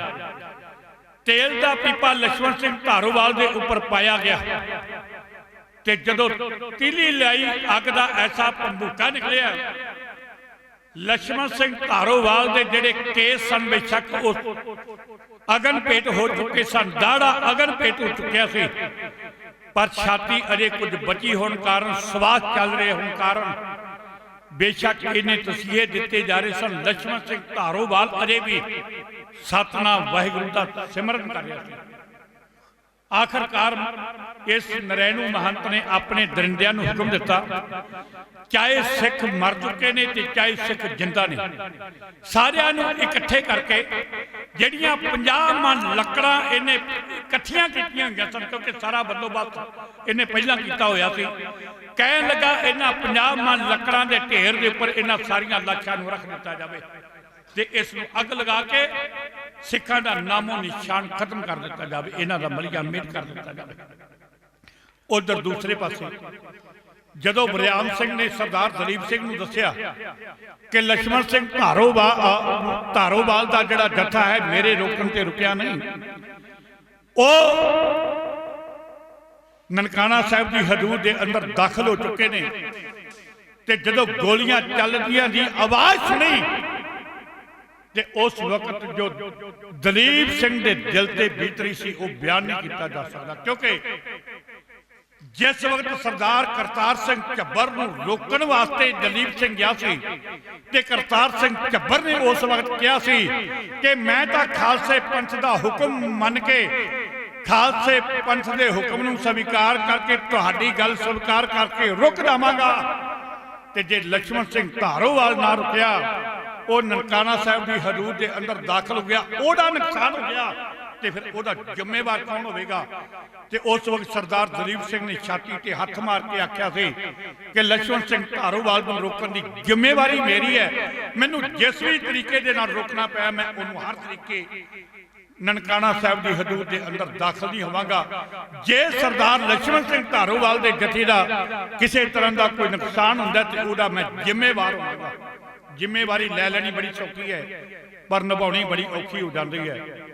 ਇਸ ਕਰਕੇ ਸਰਦਾਰ ਦਲੀਪ ਸਿੰਘ ਦੇ ਉਸ ਵਕਤ ਜੋ ਮਨ ਤੇ ਬੀਤ ਰਹੀ ਸੀ, ਉਸ ਵਕਤ ਜੋ ਉਹਦਾ ਹਸ਼ਰ ਹੋ ਰਿਹਾ ਸੀ, ਉਸ ਵਕਤ ਜੋ ਉਹ ਮਹਿਸੂਸ ਕਰ ਰਿਹਾ ਸੀ, ਉਹ ਬਿਆਨ ਨਹੀਂ ਕੀਤਾ ਜਾ ਸਕਦਾ ਜਿੰਨਾ ਉਹਨੇ ਦਰਦ ਮਹਿਸੂਸ ਕੀਤਾ ਕਿ ਮੈਂ ਪੰਥ ਨੂੰ ਕੀ ਜਵਾਬ ਦੇਵਾਂਗਾ, ਮੈਂ ਸਰਦਾਰ ਕਰਤਾਰ ਸਿੰਘ ਝੱਬਰ ਨੂੰ ਕਿਹੜਾ ਮੂੰਹ ਦਿਖਾਵਾਂਗਾ ਕਿ ਮੈਂ ਤੇਰੇ ਸਾਹਮਣੇ ਬੜੀ ਛਾਤੀ ਤੇ ਹੱਥ ਮਾਰ ਕੇ ਗਿਆ ਸਾਂ, ਪਰ ਮੈਂ ਲక్ష్మణ ਸਿੰਘ ਧਾਰੋਵਾਲ ਨੂੰ ਰੋਕ ਨਹੀਂ ਸਕਿਆ। ਇਹ ਉਸੇ ਵਕਤ ਦੌੜ ਕੇ ਸਰਦਾਰ ਵਰਿਆਮ ਸਿੰਘ ਨੂੰ ਨਾਲ ਲੈ ਕੇ ਉੱਤਮ ਸਿੰਘ ਦੇ ਕਾਰਖਾਨੇ ਦੇ ਵਿੱਚੋਂ ਦੌੜ ਕੇ ਨਨਕਾਣਾ ਸਾਹਿਬ ਦੀ ਜੋੜੀ ਦੇ ਪਾਸ ਆਇਆ। ਅੱਗੋਂ ਮਹੰਤ ਨਰੈਣੂ ਜੋੜੀ ਦੇ ਦਰਵਾਜ਼ੇ ਦੇ ਅੱਗੇ ਖੜਾ ਸੀ। ਇਹਨੇ ਮਹੰਤ ਨਰੈਣੂ ਦੇ ਅੱਗੇ ਹੱਥ ਜੋੜ ਕੇ ਉਹਦੇ ਪੈਰਾਂ ਤੇ ਡਿੱਗ ਕੇ ਤਰਲਾ ਪਾ ਕੇ ਕਿਹਾ ਮਹੰਤ ਨਰੈਣੂ ਨੂੰ, ਕਹਿਣ ਲੱਗਾ ਮਹੰਤ ਨਰੈਣ ਦਾਸਾ, ਉਹ ਤੂੰ ਜੋ ਕੁਝ ਕਰ ਦਿੱਤਾ ਅਜੇ ਵੀ ਵੇਲਾ ਹੈ, ਇਹਨਾਂ ਸਿੱਖਾਂ ਦੇ ਉੱਪਰ ਹੋਰ ਕਹਿਰ ਨਾ ਗੁਜ਼ਾਰ। ਮੈਂ ਅਜੇ ਵੀ ਖਾਲਸੇ ਪੰਥ ਦੇ ਅੱਗੇ ਤੇਰੇ ਬਾਰੇ ਫਰਿਆਦ ਕਰਕੇ ਬੇਨਤੀ ਕਰਕੇ ਤੇਰੇ ਇਹਨਾਂ ਕੀਤੇ ਹੋਏ ਗੁਨਾਹਾਂ ਨੂੰ ਬਖਸ਼ਾ ਦੇਵਾਂਗਾ, ਪਰ ਵੇਖੀ ਤੂੰ ਜੋ ਕਰ ਦਿੱਤਾ ਹੋਰ ਇਹਨਾਂ ਸਿੱਖਾਂ ਦੇ ਉੱਪਰ ਅਤਿਆਚਾਰ ਨਾ ਕਰ। ਤੇ ਮਹੰਤ ਨਰੈਣੂ ਨੇ ਉਸ ਵਕਤ ਦਲੀਪ ਸਿੰਘ ਨੂੰ ਕਿਹਾ ਤੇ ਵਰਿਆਮ ਸਿੰਘ ਨੂੰ ਕਹਿਣ ਲੱਗਾ, ਤੁਸੀਂ ਕਦੋਂ ਕਦੇ ਸਿੱਖ ਬਣ ਗਏ ਸੀ? ਮੈਂ ਤਾਂ ਆਖਿਆ ਤੁਸੀਂ ਬੜੇ ਮੇਰੇ ਨਜ਼ਦੀਕੀ ਹੋ, ਕਿਉਂਕਿ ਵਰਿਆਮ ਸਿੰਘ ਜਿਹੜਾ ਸੀ ਇਹ ਮਹੰਤ ਨਰੈਣੂ ਦੇ ਨਾਲ ਮਿੱਤਰਤਾ ਪਾ ਕੇ, ਮੈਂ ਕੱਲ ਵੀ ਦੱਸਿਆ ਕਿ ਅੰਦਰੋਂ ਉਦਾਸੀਆਂ ਦੇ ਕੱਪੜੇ ਪਹਿਨ ਕੇ, ਵਸਤਰ ਪਹਿਨ ਕੇ ਇਹ ਅੰਦਰ ਭੇਖ ਲੈਣ ਵਾਸਤੇ ਜਾਇਆ ਕਰਦਾ ਸੀ। ਕਹਿਣ ਲੱਗਾ ਤੁਸੀਂ ਕਦੋਂ ਕਦੇ ਸਿੱਖ ਬਣ ਗਏ? ਮੈਂ ਤਾਂ ਤੁਹਾਨੂੰ ਆਪਣੇ ਮਿੱਤਰ ਸਮਝਦਾ ਰਿਹਾ, ਅੱਜ ਪਤਾ ਲੱਗਿਆ ਕਿ ਤੁਸੀਂ ਤਾਂ ਸਿੱਖਾਂ ਦੇ ਹਮੈਤੀ ਹੋ।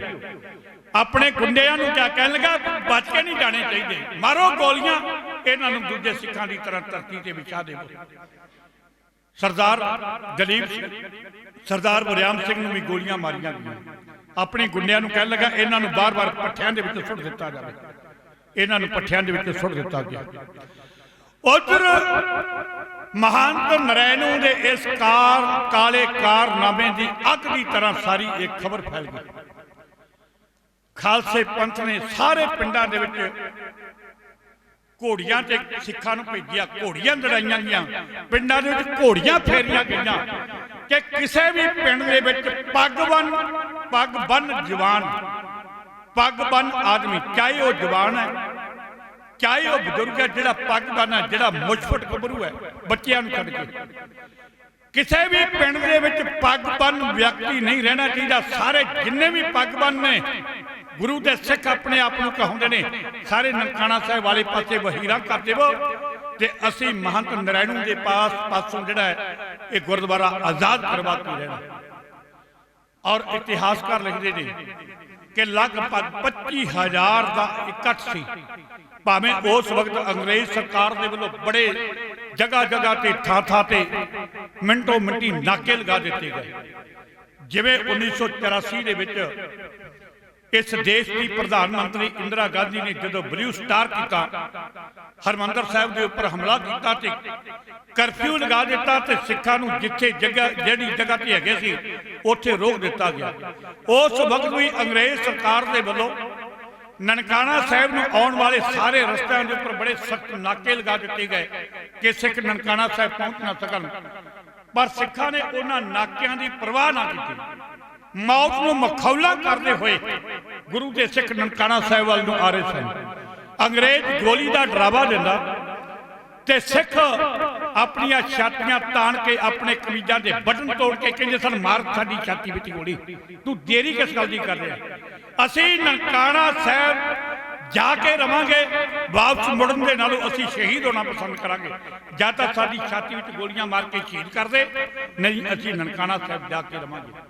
ਇਸ ਕਰਕੇ ਇਤਿਹਾਸਕਾਰ ਲਿਖਦੇ ਨੇ ਕਿ 25,000 ਦੀ ਗਿਣਤੀ ਦੇ ਵਿੱਚ ਸਿੱਖ ਨਨਕਾਣਾ ਸਾਹਿਬ ਦੇ ਬਾਰ-ਬਾਰ ਜਿਹੜਾ ਸੀ ਇਹ ਇਕੱਠਾ ਹੋ ਗਿਆ। ਉਧਰ ਨਨਕਾਣਾ ਸਾਹਿਬ ਦੇ ਆਲੇ ਦੁਆਲੇ ਜਿਹੜੀ ਸੀ ਕਰਫਿਊ ਵਾਲੀ ਸਥਿਤੀ ਬਣੀ ਹੋਈ ਸੀ, ਕਿਸੇ ਨੂੰ ਵੀ ਅੱਗੇ ਜਾਣ ਨਹੀਂ ਦਿੱਤਾ ਜਾ ਰਿਹਾ ਸੀ। ਔਰ ਸਾਰੀ ਪੁਲਿਸ ਦੀ ਜਿਹੜੀ ਅਗਵਾਈ ਕਰ ਰਿਹਾ ਸੀ ਇਹ ਮਿਸਟਰ ਕਿੰਗ ਕਰ ਰਿਹਾ ਸੀ। ਮਿਸਟਰ ਕਿੰਗ ਦੇ ਕੋਲ ਉਸ ਵਕਤ 200 ਘੋੜਸਵਾਰ ਸਿਪਾਹੀ ਸਨ ਤੇ 2200 ਪੈਦਲ ਸਵਾਰ ਸਿਪਾਹੀ ਸਨ। ਇਸ ਮਿਸਟਰ ਕਿੰਗ ਨੇ ਕਿਹਾ ਸਰਦਾਰ ਕਰਤਾਰ ਸਿੰਘ ਝੱਬਰ ਨੂੰ, ਕਹਿਣ ਲੱਗਾ ਤੁਸੀਂ ਇੰਜ ਕਰੋ, ਤੁਸੀਂ ਇੱਕ ਦਿਨ ਰੁਕ ਜਾਵੋ, ਕੱਲ ਨੂੰ ਡੀਸੀ ਆਵੇਗਾ ਤੇ ਕੱਲ ਨੂੰ ਤੁਹਾਨੂੰ ਨਨਕਾਣਾ ਸਾਹਿਬ ਦੀਆਂ ਚਾਬੀਆਂ ਦੇ ਦਿੱਤੀਆਂ ਜਾਣਗੀਆਂ। ਉਸ ਵਕਤ ਸਰਦਾਰ ਕਰਤਾਰ ਸਿੰਘ ਝੱਬਰ ਨੇ ਮਿਸਟਰ ਕਿੰਗ ਨੂੰ ਜੋ ਜਵਾਬ ਦਿੱਤਾ, ਉਸ ਵਕਤ ਦੀ ਵਾਰਤਾ ਕਵੀਸ਼ਰ ਸਾਹਿਬ ਨੇ ਕਰਿਆ। ਸਰਵਣ ਕਰੀਏ। ਕਰਤੀ ਹਦਾਇਤ ਸਾਰਿਆਂ ਨੂੰ ਕਿੰਗ ਨੇ, ਸਿੰਘਾਂ ਦੇ ਵਿਰੋਧਾ ਜੀ ਦੇ ਵਿਛੇ ਵਿੰਗ ਨੇ। ਹੋ ਕੀਤਾ ਪ੍ਰਚਾਰ ਮੈਂ ਤੁਹਾਡੀ ਆਸ ਤੇ, ਕਰੋ ਨਾ ਚੜਾਈ ਜੀ ਨਾਰਾਇਣ ਦਾਸ ਤੇ। ਕਰਤੀ ਹਦਾਇਤ ਸਾਰਿਆਂ ਨੂੰ ਕਿੰਗ ਨੇ, ਸਿੰਘਾਂ ਦੇ ਵਿਰੋਧਾ ਜੀ ਦੇ ਵਿਚੋਂ ਵਿੰਗ ਨੇ। ਕੀਤਾ ਪ੍ਰਚਾਰ ਮੈਂ ਤੁਹਾਡੀ ਆਸ ਤੇ, ਕਰੋ ਨਾ ਚੜਾਈ ਜੀ ਨਾਰਾਇਣ ਦਾਸ ਤੇ। ਇਹਦੇ ਪਿੱਛੇ ਹੱਥ ਸਾਰੀ ਸਰਕਾਰ ਦਾ, ਕਬਜ਼ਾ ਨਹੀਂ ਦੇਣਾ ਗੁਰੂ ਦਰਬਾਰ ਦਾ।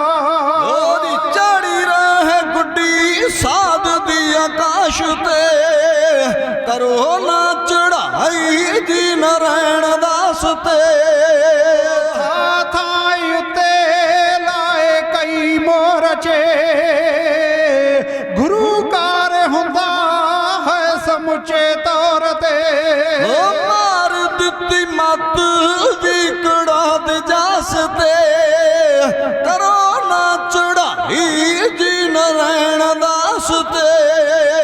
ਦਿੱਤੀਆਂ ਨਾਰਾਇਣੂ ਥਾਂ ਥਾਂ ਵੱਡੀਆਂ, ਕਰੀ ਜਾਂਦਾ ਹਜਾਮ ਕਰੀ ਜਾਂਦਾ ਬਗਲਾ ਹਜਾਮ ਡੱਡੀਆਂ।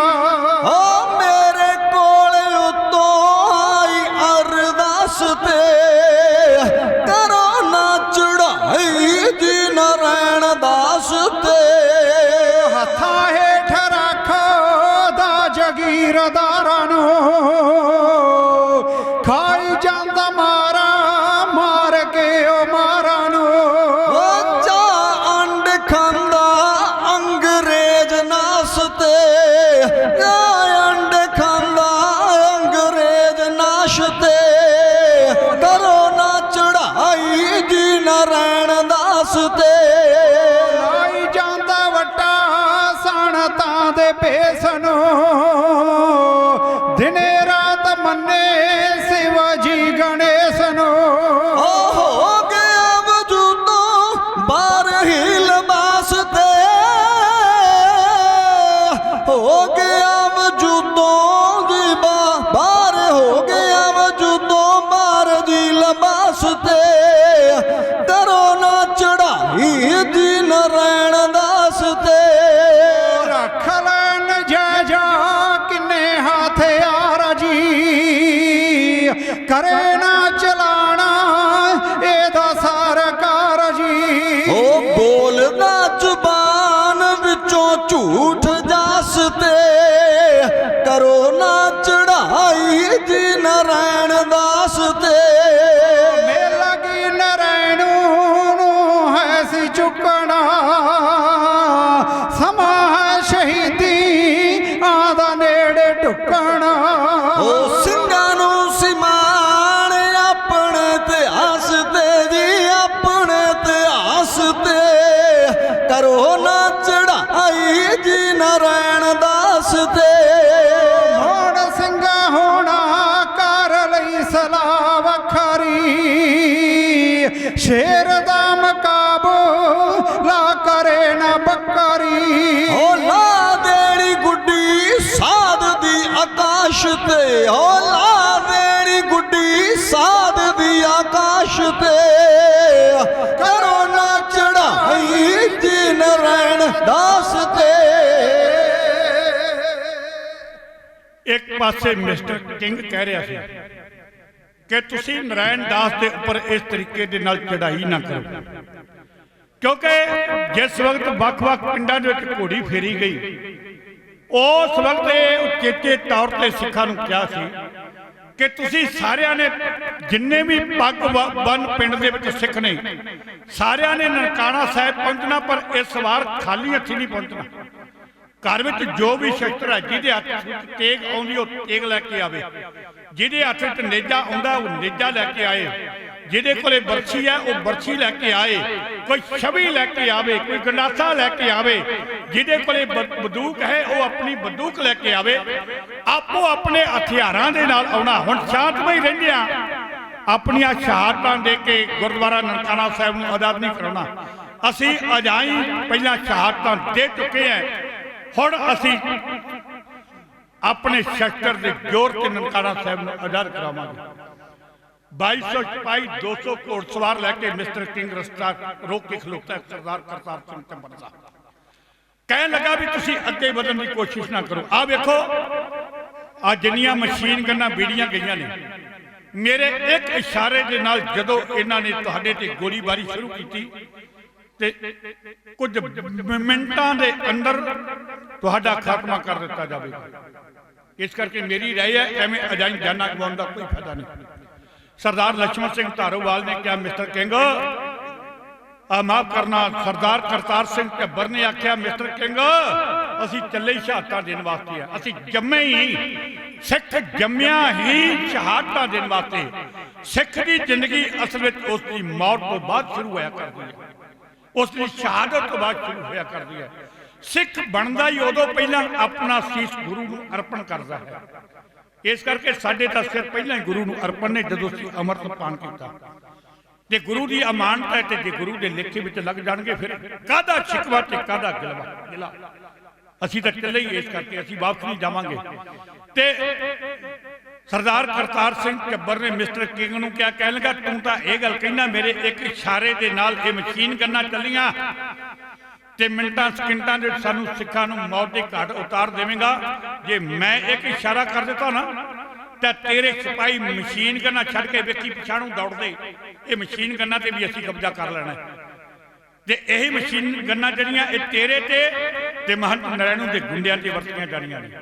ਯਾਦ ਰੱਖ, ਸਾਨੂੰ ਅੱਗੇ ਜਾਣ ਦੇ, ਨਹੀਂ ਤੇ ਵਰਨਾ ਬਹੁਤ ਵੱਡਾ ਇੱਥੇ ਕਮਸਾਨ ਦੀ ਲੜਾਈ ਹੋਵੇਗੀ, ਬਹੁਤ ਵੱਡਾ ਇੱਥੇ ਜੰਗ ਹੋਵੇਗਾ, ਇਤਿਹਾਸ ਲਿਖਿਆ ਜਾਵੇਗਾ।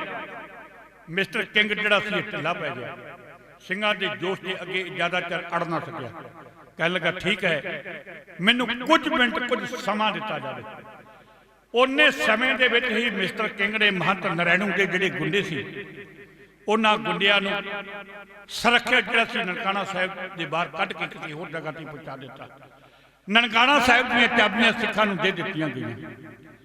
ਇਹ 20 ਤਰੀਕ ਨੂੰ ਸਵੇਰੇ ਤਕਰੀਬਨ 6 ਵਜੇ ਤੋਂ ਲੈ ਕੇ ਤੇ 9 ਵਜੇ ਤੱਕ ਪਹਿਲਾਂ ਨਨਕਾਣਾ ਸਾਹਿਬ ਦੀ ਧਰਤੀ ਦੇ ਉੱਪਰ ਮੌਤ ਦਾ ਤਾਂਡਵ ਹੁੰਦਾ ਰਿਹਾ, ਜਿਸ ਵਕਤ ਸਿੱਖਾਂ ਨੂੰ ਕੋਹ ਕੇ ਸ਼ਹੀਦ ਕੀਤਾ ਗਿਆ, ਜਿਉਂਦਿਆਂ ਨੂੰ ਅੱਗ ਵਿੱਚ ਸਾੜਿਆ ਗਿਆ।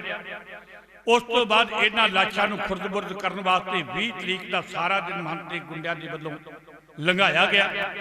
ਔਰ 20 ਤਰੀਕ ਨੂੰ ਇੱਕ ਘੋੜੀ ਜਿਹੜੀ ਸੀ ਪਿੰਡ ਫੇਰੀ ਗਈ। 21 ਤਰੀਕ ਨੂੰ ਸਵੇਰੇ ਇਹ ਜਥਾ ਪਹੁੰਚਦਾ ਹੈ ਤੇ ਮਿਸਟਰ ਕਿੰਗ ਦੇ ਪਾਸੋਂ ਚਾਬੀ ਲੈਂਦਾ ਹੈ। ਫਿਰ ਇਹ ਜਥਾ ਅੰਦਰ ਸ਼ਾਮਲ ਹੁੰਦਾ ਤੇ ਅੰਦਰ ਦੀ ਜਦੋਂ ਸਿੱਖਾਂ ਦੀ ਦਸ਼ਾ ਦੇਖਦਾ ਹੈ, ਇਹ ਸਾਰੇ ਦੇ ਸਾਰੇ ਜਿਹੜੇ ਸਿੱਖ ਨੇ, ਜਿਹੜਾ ਜਥਾ ਅੰਦਰ ਪਹੁੰਚਦਾ, ਇਹ ਹਾਲੋਂ ਬੇਹਾਲ ਹੋ ਜਾਂਦਾ। ਅੰਮ੍ਰਿਤਸਰ ਸ਼੍ਰੋਮਣੀ ਅਕਾਲੀ ਦਲ ਤੇ ਸ਼੍ਰੋਮਣੀ ਗੁਰਦੁਆਰਾ ਪ੍ਰਬੰਧਕ ਕਮੇਟੀ ਨੂੰ ਤਾਰ ਦਿੱਤੀ ਜਾਂਦੀ ਹੈ। ਸ਼੍ਰੋਮਣੀ ਅਕਾਲੀ ਦਲ ਤੇ ਸ਼੍ਰੋਮਣੀ ਗੁਰਦੁਆਰਾ ਪ੍ਰਬੰਧਕ ਕਮੇਟੀ ਦੇ ਵੀ ਆਗੂ ਉੱਥੇ 21 ਤਰੀਕ ਨੂੰ ਪਹੁੰਚ ਜਾਂਦੇ ਨੇ। ਫੈਸਲਾ ਹੁੰਦਾ ਹੈ ਕਿ ਡੀਸੀ ਨੂੰ ਸੱਦਿਆ ਜਾਵੇ, ਕਿਉਂਕਿ ਡੀਸੀ ਆਏਗਾ, ਉਹ ਸਾਰਾ ਇੱਥੋਂ ਦਾ ਪ੍ਰਬੰਧ ਦੇਖੇਗਾ। ਉਸ ਤੋਂ ਬਾਅਦ ਇਹ ਜਿਹੜੇ ਪਰਚੇ ਨੇ ਉਹ ਕੀਤੇ ਜਾਣਗੇ, ਕਿਉਂਕਿ ਕੋਈ ਉੱਚ ਅਧਿਕਾਰੀ ਹੋਣਾ ਬੜਾ ਅਤੀ ਜ਼ਰੂਰੀ ਸੀ। 22 ਤਰੀਕ ਨੂੰ ਫਿਰ ਉੱਥੇ ਡੀਸੀ ਪਹੁੰਚਦਾ। 22 ਤਰੀਕ ਨੂੰ ਡੀਸੀ ਪਹੁੰਚ ਕੇ ਉੱਥੇ ਕੱਲੇ ਦੀ ਸ਼ਨਾਖਤ ਕਰਨ ਦੀ ਕੋਸ਼ਿਸ਼ ਕੀਤੀ ਜਾਂਦੀ ਹੈ ਕਿ ਕਿਹੜੇ ਸਿੱਖ ਸਨ, ਕਿੰਨੇ ਆਏ ਸਨ, ਕਿੰਨੇ ਸ਼ਹੀਦ ਹੋਏ ਨੇ। ਭਾਵੇਂ ਇਹਦਾ ਇਤਿਹਾਸ ਵਿੱਚ ਕੋਈ ਜ਼ਿਆਦਾ ਜ਼ਿਕਰ ਨਹੀਂ ਮਿਲਦਾ। 22 ਤਰੀਕ ਇਸ ਤਰੀਕੇ ਦੇ ਨਾਲ ਬਤੀਤ ਹੋ ਜਾਂਦੀ ਹੈ ਤੇ ਜਿਹੜੀ 23 ਫਰਵਰੀ ਦਾ ਦਿਨ ਹੁੰਦਾ ਹੈ, ਉਸ ਦਿਨ ਇਹਨਾਂ ਸਾਰੇ ਸ਼ਹੀਦ ਸਿੰਘਾਂ ਦੇ ਵਾਸਤੇ ਇੱਕ ਅੰਗੀਠਾ ਤਿਆਰ ਕੀਤਾ ਜਾਂਦਾ ਹੈ। ਔਰ ਉਸ ਅੰਗੀਠੇ ਦੇ ਵਿੱਚ ਜਿਹਦੇ ਵਿੱਚ 4 ਅੱਧ ਸੜੀਆਂ ਲਾਸ਼ਾਂ ਰੱਖੀਆਂ ਜਾਂਦੀਆਂ ਨੇ। ਸਭ ਤੋਂ ਪਹਿਲਾਂ ਹੇਠਾਂ 4 ਅੱਧ ਸੜੀਆਂ ਲਾਸ਼ਾਂ ਮਿਲਦੀਆਂ ਨੇ। 4 ਅੱਧ ਸੜੀਆਂ ਲਾਸ਼ਾਂ ਤੋਂ ਬਾਅਦ 3 ਟੋਕਰੇ ਮਾਸ ਦੀਆਂ ਬੋਟੀਆਂ ਦੇ ਵੱਡੇ ਟੁਕੜੇ ਇਕੱਠੇ ਕੀਤੇ ਜਾਂਦੇ ਨੇ। ਇਹ ਨਨਕਾਣਾ ਸਾਹਿਬ ਦੀ ਪਰਿਕਰਮਾ ਦੇ ਵਿੱਚੋਂ फिर वो 3 मास दियां बोटियां दे टोकरे इन्हां लाशां दे उपर रखे जांदे ने 116 खोपड़ियां जिहदे विच 119 खोपड़ियां जड़ियां ने वो ननकाना साहब की हदूद के अंदरों मिलदियां ने जदों कि जड़ियां 7 खोपड़ियां ने वो ननकाना साहब के बार बार जी पट्ठियां वाली जगह जिन्होंने पट्ठियां के सिक्खां नूं सुट्टिया गया सी उन्हां पट्ठियां दे विचों 7 खोपड़ियां मिलदियां ने 119 अंदरों मिलियां सन 7 खोपड़ियां बाहरों मिलदियां ने टोटल 126 खोपड़ियां जड़ियां ये हो जांदियां ने उस तो बाद 126 खोपड़ियां रखियां जांदियां ने इन्हां दे उपर फिर 10 टोकरे वड्डे सिखां दीयां हड्डियां दे इकट्ठे करके इस चिखा के उपर रखे जाते हैं ते जिस वक्त ये चिखा तैयार की जा रही होंदी है इत्थे मैं 2 शहीदां दा जिक्र करना बहुत जरूरी समझदा 2 ऐसे महान शहीद होए ने जिन्हां दे विच एक सब तो छोटी उम्र का शहीद है जिहदा नाम इतिहास में दरबारा सिंह लिखा गया 10 साल की इस बच्चे की उम्र है जे जिस वक्त इसका पिता केर सिंह शहादत के वास्ते रवाना होने लगा ते एदा बच्चा जिद करन लगा ते एदी दादी मां कहन लगी पुत्र तेरी उम्र अजे बड़ी छोटी है इस करके तू शहीद होने वास्ते नहीं जा सकता तेरा पिता चलिया ना शहादत के वास्ते तू नहीं जा सकता तू बिल्कुल अपने पिता के नाल नहीं जाना ये बच्चा अपने दादे माफ करना अपने पिता के दियां लत्तां नूं चिमड़ जांदा है अपने पिता दियां लत्तां नहीं छड्डदा ते दादी मां जदों रोकण का यत्न करदी है कहंदी बच्चा तेरी उम्र बड़ी छोटी है ते अपनी दादी मां नूं जवाब दिंदा है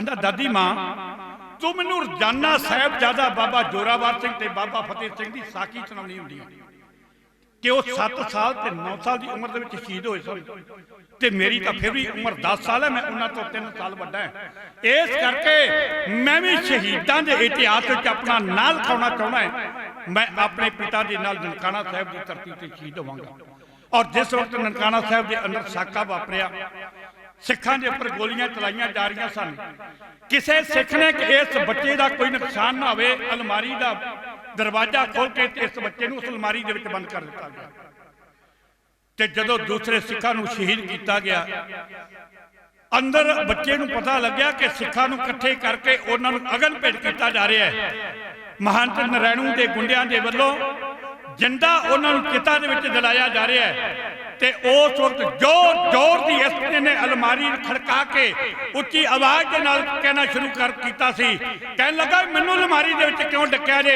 मैं भी अपने पिता दे नाल ते दूसरे सिखां दे नाल शहीद होने वास्ते आया वो शहीद हो गए ने ते मैनू अलमारी च क्यों बंद किया मैं भी उन्हां दे नाल शहीद होना चाहुंदा ते महंत नरैणू के जिहड़े गुंडे अंदर सन कुछ दौड़ के डर के बाहर आ गए भी पता नहीं अंदरों किहो जिहियां अजिही किसी चीज ने भयानक आवाज़ां देनियां शुरू कीतियां जदों बाहरों फिर अंदर गए पड़ताल की अलमारी का दरवाजा खोलिया तो यह बच्चा अजे भी चिल्ला चिल्ला के कह रहा था इस बच्चे के उपर कृपान के वार किए गए जख्मी होए इस बच्चे नूं जिंदा जिथे दूसरे सिखां नूं महंत दे दरिंदियां दे वल्लों चिखा दे विच जलाया जा रहा था सरदार दरबारा सिंह नूं उस इस बच्चे नूं उस चिखा दे विच छड्ड दिता गया जिंदा चिखा दे विच जला दिता गया और दूसरा सरदार मंगल सिंह एक कृपान बहादुर ये सिख शहीद होया ये कौन सी सरदार लक्ष्मण सिंह धारोवाल के घर में एक बच्चा पैदा होया जिहदा नाम इसने इतिहास के विच हरबंस सिंह लिखा गया ये बच्चा हाले 8 महीने का सी ये बच्चा रब नूं प्यारा हो गया उस तो बाद सरदार लक्ष्मण सिंह धारोवाल के घर में कोई औलाद नहीं हुई एक दिन सरदार लक्ष्मण सिंह धारोवाल अमृतसर की धरती से गया एक धार्मिक प्रोग्राम सी उस समागम दे विच उस एक बच्चे ने कीर्तन किया उस बच्चे की जिहड़ी आवाज सी उस आवाज बड़ी बड़ी मिठास सी इंज जापो कि उस बच्चे की आवाज ने लक्ष्मण सिंह धारोवाल अपनी जबान के नाल कील लिया जदों बच्चे ने कीर्तन की समाप्ति की समागम की समाप्ति हुई लक्ष्मण सिंह धारोवाल ने इस बच्चे नूं उम्र इस बच्चे की भी उस वक्त इतिहासकार लिखते हैं कि 12-13 साल की थी इस बच्चे नूं अपने कोल बुलाया ਕੋਲ ਬੁਲਾ ਕੇ ਆਪਣੀ ਗੋਦੀ ਵਿੱਚ ਲੈ ਕੇ, ਆਪਣੀ ਕਲਾਵੇ ਵਿੱਚ ਲੈ ਕੇ, ਆਪਣੀ ਜੱਫੀ ਵਿੱਚ ਲੈ ਕੇ ਕਹਿਣ ਲੱਗਾ, ਕਾਕਾ ਤੇਰੇ ਮਾਤਾ ਪਿਤਾ ਕਿੰਨੇ ਧਨ ਨੇ, ਤੇਰੇ ਮਾਤਾ ਪਿਤਾ ਕਿੰਨੇ ਭਾਗਾਂ ਵਾਲੇ ਨੇ ਕਿ ਤੂੰ ਅੱਜ ਆਪਣੇ ਮਾਤਾ ਪਿਤਾ ਦਾ ਨਾਮ ਪੂਰੀ ਦੁਨੀਆ ਦੇ ਵਿੱਚ ਰੋਸ਼ਨ ਕਰ ਰਿਹਾ। ਤੇ ਜਿਸ ਵਕਤ ਸਰਦਾਰ ਲక్ష్మణ ਸਿੰਘ ਧਾਰੋਵਾਲ ਨੇ ਮਾਤਾ ਪਿਤਾ ਦਾ ਜ਼ਿਕਰ ਕੀਤਾ, ਇਹ ਬੱਚਾ ਉਸ ਵਕਤ ਧਾਹਾ ਮਾਰ ਕੇ, ਪੁੱਬਾ ਮਾਰ ਮਾਰ ਕੇ ਰੋਣ ਲੱਗ ਪਿਆ। ਤੇ ਸਰਦਾਰ ਲక్ష్మణ ਸਿੰਘ ਧਾਰੋਵਾਲ ਨੇ ਉਸ ਬੱਚੇ ਨੂੰ ਕਿਹਾ, ਬੇਟਾ ਮੈਂ ਤਾਂ ਤੇਰੇ ਮਾਤਾ ਪਿਤਾ ਦੀ ਵਡਿਆਈ ਕੀਤੀ ਹੈ, ਮੈਂ ਤਾਂ ਤੈਨੂੰ ਚੰਗੀ ਗੱਲ ਕੀ, ਮੈਂ ਕੀ ਇਹੋ ਜਿਹੇ ਲਫ਼ਜ਼ ਕਹਿ ਦਿੱਤੇ ਜਿਨ੍ਹਾਂ ਦੇ ਨਾਲ ਤੂੰ ਰੋਣਾ ਸ਼ੁਰੂ ਕਰ ਦਿੱਤਾ ਹੈ। ਤੇ ਉਸ ਵਕਤ ਉਸ ਬੱਚੇ ਨੇ ਕਿਹਾ ਸੀ, ਕਹਿਣ ਲੱਗਾ, ਤੁਸੀਂ ਕਹਿ ਰਹੇ ਹੋ ਕਿ ਮੇਰੇ ਮਾਤਾ ਪਿਤਾ ਕਿੰਨੇ ਭਾਗਾਂ ਵਾਲੇ ਨੇ, ਮੇਰੇ ਮਾਤਾ ਪਿਤਾ ਦਾ ਅੱਜ ਮੈਂ ਨਾਮ ਰੋਸ਼ਨ ਕਰ ਰਿਹਾ ਪਰ ਜਥੇਦਾਰ ਸਾਹਿਬ ਮੇਰੇ ਮਾਤਾ ਪਿਤਾ ਤਾਂ ਇਸ ਦੁਨੀਆ ਦੇ ਵਿੱਚ ਨਹੀਂ ਹੈ, ਮੈਂ ਤਾਂ ਯਤੀਮ ਹਾਂ। ਤੇ ਇਸ ਤਰੀਕੇ ਦੇ ਨਾਲ ਲੋਕਾਂ ਦੇ ਘਰਾਂ ਦੇ ਵਿੱਚ ਸਮਾਗਮ ਕਰਕੇ ਆਪਣਾ ਗੁਜ਼ਾਰਾ ਕਰ ਰਿਹਾ, ਮੈਨੂੰ ਤਾਂ ਕੁਝ ਸਾਂਭਣ ਵਾਲਾ ਹੀ ਕੋਈ ਨਹੀਂ। ਤੇ ਉਸ ਵਕਤ ਸਰਦਾਰ ਲక్ష్మణ ਸਿੰਘ ਧਾਰੋਵਾਲ ਨੇ ਕਿਹਾ ਸੀ, ਕਹਿਣ ਲੱਗਾ, ਬੱਚਾ ਫਿਰ ਤੇਰਾ ਮਾਂ ਪਿਓ ਕੋਈ ਨਹੀਂ ਤੇ ਮੇਰੇ ਘਰ ਔਲਾਦ ਕੋਈ ਨਹੀਂ, ਮੇਰੇ ਘਰ ਪੁੱਤਰ ਕੋਈ ਨਹੀਂ। ਆਪਣੀ ਗੱਲ ਬੱਕਰੀ ਵਿੱਚ ਲੈ ਕੇ ਕਿਹਾ, ਕਹਿਣ ਲੱਗਾ, ਬੱਚਾ ਅੱਜ ਤੋਂ ਬਾਅਦ ਤੇਰਾ ਪਿਤਾ ਲక్ష్మణ ਸਿੰਘ ਜਥੇਦਾਰ ਹੈ, ਤੂੰ ਲక్ష్మణ ਸਿੰਘ ਦਾ ਸੁਪੁੱਤਰ ਹੈ। ਇਹ ਉਹ ਸਰਦਾਰ ਮੰਗਲ ਸਿੰਘ ਆਪਣੇ ਘਰ ਵਿੱਚ ਲੈ ਗਿਆ। ਸਰਦਾਰ ਲక్ష్మణ ਸਿੰਘ ਧਾਰੋਵਾਲ ਇਸ ਮੰਗਲ ਸਿੰਘ ਬੱਚੇ ਨੂੰ ਆਪਣੇ ਨਾਲ ਆਪਣੇ ਘਰ ਵਿੱਚ ਲੈ ਗਿਆ। ਆਪਣੀ ਧਰਮ ਸੁਪਤਨੀ ਬੀਬੀ ਇੰਦਰ ਕੌਰ ਨੇ ਦੱਸਿਆ ਕਿ ਮੈਂ ਇਹਨੂੰ ਆਪਣਾ ਸੁਪੁੱਤਰ ਬਣਾਇਆ। ਮਾਫ ਕਰਨਾ, ਗੁਰਸਿੱਖੀ ਦੇ ਵਿੱਚ ਕੋਈ ਜਾਤ ਪਾਤ ਦਾ ਵਿਤਕਰਾ ਨਹੀਂ, ਪਰ ਸਾਡੇ ਲੋਕ ਅਜੇ ਵੀ ਕੁਝ ਕਰਦੇ ਨੇ। ਇਹ ਸਰਦਾਰ ਮੰਗਲ ਸਿੰਘ ਕਿਰਪਾਨ ਬਹਾਦਰ ਜਿਹਨੂੰ ਕਿਹਾ ਜਾਂਦਾ, ਕਿਰਪਾਨ ਬਹਾਦਰ ਇਸ ਕਰਕੇ ਕਿਹਾ ਜਾਂਦਾ ਸੀ, ਹਰ ਵਕਤ 3 ਫੁੱਟੀ ਟੇਕ ਆਪਣੇ ਗਾਤਰੇ ਵਿੱਚ ਪਹਿਨ ਕੇ ਰੱਖਦਾ ਸੀ। ਔਰ ਇਸ ਸਰਦਾਰ ਮੰਗਲ ਸਿੰਘ ਨੂੰ ਘਰ ਵਿੱਚ ਲਿਜਾ ਕੇ, ਮੰਗਲ ਸਿੰਘ ਜਿਹੜਾ ਸੀ ਨੀਵੀਂ ਜਾਤ ਦੇ ਨਾਲ ਸੰਬੰਧ ਰੱਖਣ ਵਾਲਾ ਸੀ, ਪਰ ਜਾਤ ਪਾਤ ਦਾ ਕੋਈ ਸਿੱਖੀ ਦੇ ਵਿੱਚ ਵਿਤਕਰਾ ਨਹੀਂ, ਇਸ ਕਰਕੇ ਮੰਗਲ ਸਿੰਘ ਨੂੰ ਬੜਾ ਸਤਿਕਾਰ ਦਿੱਤਾ ਗਿਆ। ਸਰਦਾਰ ਮੰਗਲ ਸਿੰਘ, ਸਰਦਾਰ ਲక్ష్మణ ਸਿੰਘ ਧਾਰੋਵਾਲ, ਸਾਰਾ ਪਰਿਵਾਰ ਇਕੱਠਾ ਬੈਠ ਕੇ ਪ੍ਰਸ਼ਾਦਾ ਛਕਦਾ, ਕੋਈ ਭੇਦ ਭਾਵ ਕਿਸੇ ਤਰ੍ਹਾਂ ਦਾ ਨਹੀਂ। ਇਹ ਮੰਗਲ ਸਿੰਘ ਵੱਡਾ ਹੋਇਆ, ਇਹਦੀ ਸ਼ਾਦੀ ਕੀਤੀ ਗਈ। ਤੇ ਜਿਸ ਦਿਨ ਸਰਦਾਰ ਲక్ష్మణ ਸਿੰਘ ਧਾਰੋਵਾਲ ਰਵਾਨਾ ਹੋਣ ਲੱਗੇ ਨਾ ਜਥੇ ਨੂੰ ਨਾਲ ਲੈ ਕੇ, ਉਸ ਦਿਨ ਸਰਦਾਰ ਮੰਗਲ ਸਿੰਘ ਜਿਹੜਾ ਕਿਰਪਾਨ ਬਹਾਦਰ ਹੈ, ਇਹ ਆਪਣੀ ਘਰਵਾਲੀ ਦਾ ਮਕਲਾਵਾ ਲੈ ਕੇ ਆਇਆ ਸੀ ਆਪਣੇ ਸਹੁਰਿਆਂ ਤੋਂ। ਵਿਆਹ ਤੋਂ ਬਾਅਦ ਕਿਉਂਕਿ ਮਕਲਾਵਾ ਕੁਝ ਸਮੇਂ ਬਾਅਦ ਦਿੱਤਾ ਜਾਂਦਾ ਸੀ, ਉਸੇ ਦਿਨ ਸਰਦਾਰ ਮੰਗਲ ਸਿੰਘ ਆਪਣਾ ਮਕਲਾਵਾ ਲੈ ਕੇ ਘਰੇ ਪਹੁੰਚਦੇ ਨੇ। ਤੇ ਸਰਦਾਰ ਲక్ష్మణ ਸਿੰਘ ਨੂੰ ਜਦੋਂ ਤਿਆਰੀ ਕਰਦਿਆਂ ਵੇਖਦੇ ਨੇ ਤੇ ਮਾਤਾ ਇੰਦਰ ਕੌਰ ਨੂੰ ਪੁੱਛਦੇ ਨੇ, ਮਾਤਾ ਜੀ ਅੱਜ ਪਿਤਾ ਜੀ ਕੋਈ ਖਾਸ ਤਿਆਰੀ ਕਰ ਰਹੇ ਜਾਪਦੇ ਨੇ, ਅੱਜ ਪਿਤਾ ਜੀ ਦੀ ਤਿਆਰੀ ਕਿਹੜੇ ਪਾਸੇ ਆ, ਇਸ ਵੇਲੇ ਸ਼ਾਮ ਵੇਲੇ ਕਿਹੜੇ ਪਾਸੇ ਚੱਲੇ ਨੇ? ਤੇ ਉਸ ਵਕਤ ਬੀਬੀ ਇੰਦਰ ਕੌਰ ਨੇ ਕਿਹਾ ਕਿ ਤੇਰੇ ਪਿਤਾ ਜੀ ਨਨਕਾਣਾ ਸਾਹਿਬ ਨੂੰ ਆਜ਼ਾਦ ਕਰਾਉਣ ਦੇ ਵਾਸਤੇ ਅੱਜ ਸ਼ਹਾਦਤ ਦੇਣ ਵਾਸਤੇ ਚੱਲੇ ਨੇ। ਤੇ ਸਰਦਾਰ ਮੰਗਲ ਸਿੰਘ ਨੇ ਕਿਹਾ ਸੀ, ਕਹਿਣ ਲੱਗਾ, ਜੇ ਪਿਤਾ ਦੀ ਸ਼ਹਾਦਤ ਦੇਣ ਵਾਸਤੇ ਚੱਲੇ ਨੇ ਤੇ ਮੈਂ ਪਿੱਛੇ ਨਹੀਂ ਰਹਿ ਸਕਦਾ, ਮੈਂ ਵੀ ਨਾਲ ਜਾਵਾਂਗਾ। ਤੇ ਮਾਤਾ ਇੰਦਰ ਕੌਰ ਨੇ ਮੰਗਲ ਸਿੰਘ ਨੂੰ ਕਿਹਾ ਸੀ, ਬੱਚਾ ਤੂੰ ਤਾਂ ਅਜੇ ਅੱਜ ਮਕਲਾਵਾ ਲੈ ਕੇ ਆਇਆ, ਤੇਰੀ ਤਾਂ ਹੁਣੇ ਸ਼ਾਦੀ ਹੋਈ ਹੈ, ਤੇ ਸ਼ਾਦੀ ਤੋਂ ਬਾਅਦ ਪਹਿਲੀ ਵਾਰ ਤੂੰ ਆਪਣੇ ਘਰ ਵਾਲੀ ਦਾ ਮਕਲਾਵਾ ਲੈ ਕੇ ਘਰ ਵਿੱਚ ਵੜਿਆ ਹੈ, ਇਸ ਕਰਕੇ ਤੂੰ ਨਹੀਂ ਜਾ ਸਕਦਾ। ਤੇ ਸਰਦਾਰ ਮੰਗਲ ਸਿੰਘ ਨੇ ਉਸ ਵਕਤ ਲਫ਼ਜ਼ ਕਹੇ ਸੀ, ਕਹਿਣ ਲੱਗਾ, ਮਾਂ ਮੈਂ ਤੇਰੇ ਢਿੱਡ ਦੇ ਵਿੱਚੋਂ, ਤੇਰੇ ਪੇਟ ਦੇ ਵਿੱਚੋਂ ਜੰਮਿਆ ਆ ਪੁੱਤਰ ਨਹੀਂ ਆ, ਤੂੰ ਇਸ ਕਰਕੇ ਰੋਕ ਰਹੀ ਹੈ? ਜੇ ਤੇਰੇ ਪੇਟ ਦੇ ਵਿੱਚੋਂ ਜੰਮਿਆ ਹੋਇਆ ਪੁੱਤਰ ਹੁੰਦਾ ਤੇ ਕੀ ਤੂੰ ਅੱਜ ਉਹਨੂੰ ਰੋਕ ਦਿੰਦੀ? ਪਿਤਾ ਜੰਗ ਦੇ ਵਿੱਚ ਸ਼ਹੀਦ ਹੋ ਰਿਹਾ ਹੋਵੇ ਤੇ ਪੁੱਤਰ ਉਹਦੇ ਨਾਲ ਬਰਾਬਰ ਤੇ ਜਾ ਕੇ ਨਾ ਖੜੇ, ਦੁਨੀਆ ਦੇ ਲੋਕਾਂ ਨੂੰ ਸੰਸਾਰ ਦੇ ਉੱਪਰ ਜਿਉਣ ਦੇਣਗੇ?